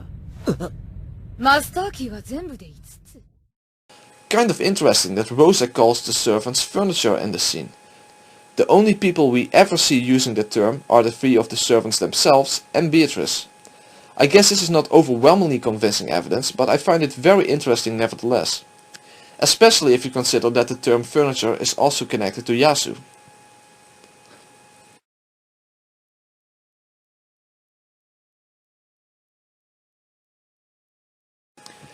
I want to end this chapter with perhaps one of the most interesting arguments for Rosa being Beatrice. one which could be at the same level as the Eva's escape to Ecuadorian argument, if it weren't for the fact that we are not dealing with a completely objective scene here, meaning that believers in the official explanation, or simply disbelievers in the Rosa as Beatrice theory, have more elbow room available to wiggle out of the implication of this argument. At 30 minutes till midnight, a while after Rosa forced Battler out of the parlor due to the letter that was found there, the emotionally broken down Battler is seen being drunk in the dining hall. Then Genji shows up and says that it's time for Battler to learn the truth directly from her. Genji then takes Battler to Kinzo's study and a magical perspective scene begins. In this scene we see Kinzo and the island version of Beatrice and a confrontation between her and Beatrice in which Battler surrenders to Beatrice. She then tells him that she will answer any question he has, but we are never shown what exactly happens after that. Now since Battler sees Kinzo and the gold butterflies, we know that this perspective cannot be completely objective anymore at this point in time. So how should this scene then be interpreted? There are many different approaches possible, but the main thing we need to consider here is that it's still before midnight. In other words, the bomb hasn't gone off yet. So how is it possible that we see magical things happen from what should be the objective perspective, namely the island version of Battler? First of all, what could believers in the official explanation at least not accept? Since Shannon is definitely dead at this point in time, as she supposedly committed suicide in Natsui's room, it would be impossible for believers in the official explanation to actually accept that this scene is a representation of something that happens in reality. Meaning that Battler actually had a confrontation with Beatrice here, which was, so to say, colored by his emotional breakdown and him being drunk, and therefore not actually presented completely accurate. You can already guess that that's exactly what I believe this scene represents, but believers in the official explanation are forced to reject such an interpretation. So how could they account for this scene? You could suppose, I guess, that Battler had been shot by Rosa in the parlor, just like he got shot by Eva at the end of the third game. This is however a very bad explanation that has no actual evidence to begin with. Moreover, it should already be clear that the letter in the parlor was placed there by Rosa, so if she indeed was Shannon's accomplice and she needed to get off the island, she could just have shot Battler at any time. That final letter would make no sense that way. But the letter does make sense if Rosa needed an excuse to separate from Battler, which is why he was forced to move to the dining hall in the first place. The most consistent explanation, and the one that I believe, would be that Battler's perspective is simply no longer objective due to him being drunk and being an emotional wreck at this point in time. In fact, this would also be the most consistent approach for believers in the official explanation. But if that's the case, how should we interpret the scene in which he sees Beatrice? Should this simply be dismissed in the sense that this never happened in the first place? Battler passed out or something and he simply dreamed this last bit? I guess I couldn't really complain if believers in the official explanation would take this position, since I basically dismissed the scene in which Rosa and Maria flee from the goats while carrying the gold from the chapel as well. However, if the confrontation scene with Island Beatrice is meant to be a subjective representation of what Battler did experience at that time, then it would be powerful evidence for Rosa being Beatrice instead of Shannon. After all, if the only reason this scene is distorted, so to say, because Battler is drunk and emotionally broken down, but it does really happen in the sense that Genji really took Battler to the study and that he really met Beatrice there, and probably even that Kinzo's corpse was there, then this scene becomes inexplicable given the official explanation. After all, Shannon has committed suicide in Natsui's room according to the official explanation, so it would be impossible for her to appear as Beatrice to Battler at this time. The only people alive at this point are Battler, Genji, Maria and Rosa. If my theory is correct, then this scene would indeed be just a distorted version of the actual confrontation between Battler and Rosa. A bit like when Beatrice and Battler meet at the end of the fourth game, although that scene was not distorted of course. Also, he didn't actually see Kinzo there, since that is impossible due to the rat, so the appearance of Kinzo should be regarded in a sort of similar way as in the fourth novel. Beatrice is the new Kinzo since she is the family head. Or it's possible that Battler saw Kinzo's corpse, which in the scene itself is merely depicted as the living Kinzo to the viewer. And the scene in which we see Rosa and Maria trying to escape the island with the gold bar from the chapel is simply put there as support for the deception of the official explanation. After all, since Rosa's involvement is necessitated in the second game, the official explanation needs to incorporate some motive for Rosa to serve as an accomplice, which of course would be money. But to borrow Battler's phrase, if we turn the chessboard around, If the official explanation really would be true, then why did Ryukishi add in the scene in which a confrontation between Battle and Beatrice takes place when Shannon is already dead and hence cannot be accounted for? What purpose does that scene serve from the perspective of the official explanation? But if the official explanation truly is mere deception, then both scenes make sense. But if the official explanation is supposed to be the truth, then one of those scenes is basically out of place to begin with. I do have a little more to say about this confrontation between Battler and Beatrice in the final chapter, since I think it could support the notion that the second game is the actual truth regarding what really happened on Rokinjima. But I'll save that for the end of the video. I also have some more reasons to believe that Rose has Beatrice, some of which will be discussed in the next chapter, but some of those I will actually save for the chapter on whistleblowing, in which I will support the main premise of my video, that the author is purposefully lying regarding what the truth behind the story is, and that he left hints in both the story itself and in interviews that this is the case. So now I will move on to the motivations of the two culprits Rosa and George and their accomplice Dr. Nanjo. First I will deal with Rosa's motivation, and there I want to tie everything together that I have discussed in this chapter and in the previous one, and then connect everything to what we see happening in the 7th novel, and how Rosa is connected to Battle's sin against Shannon.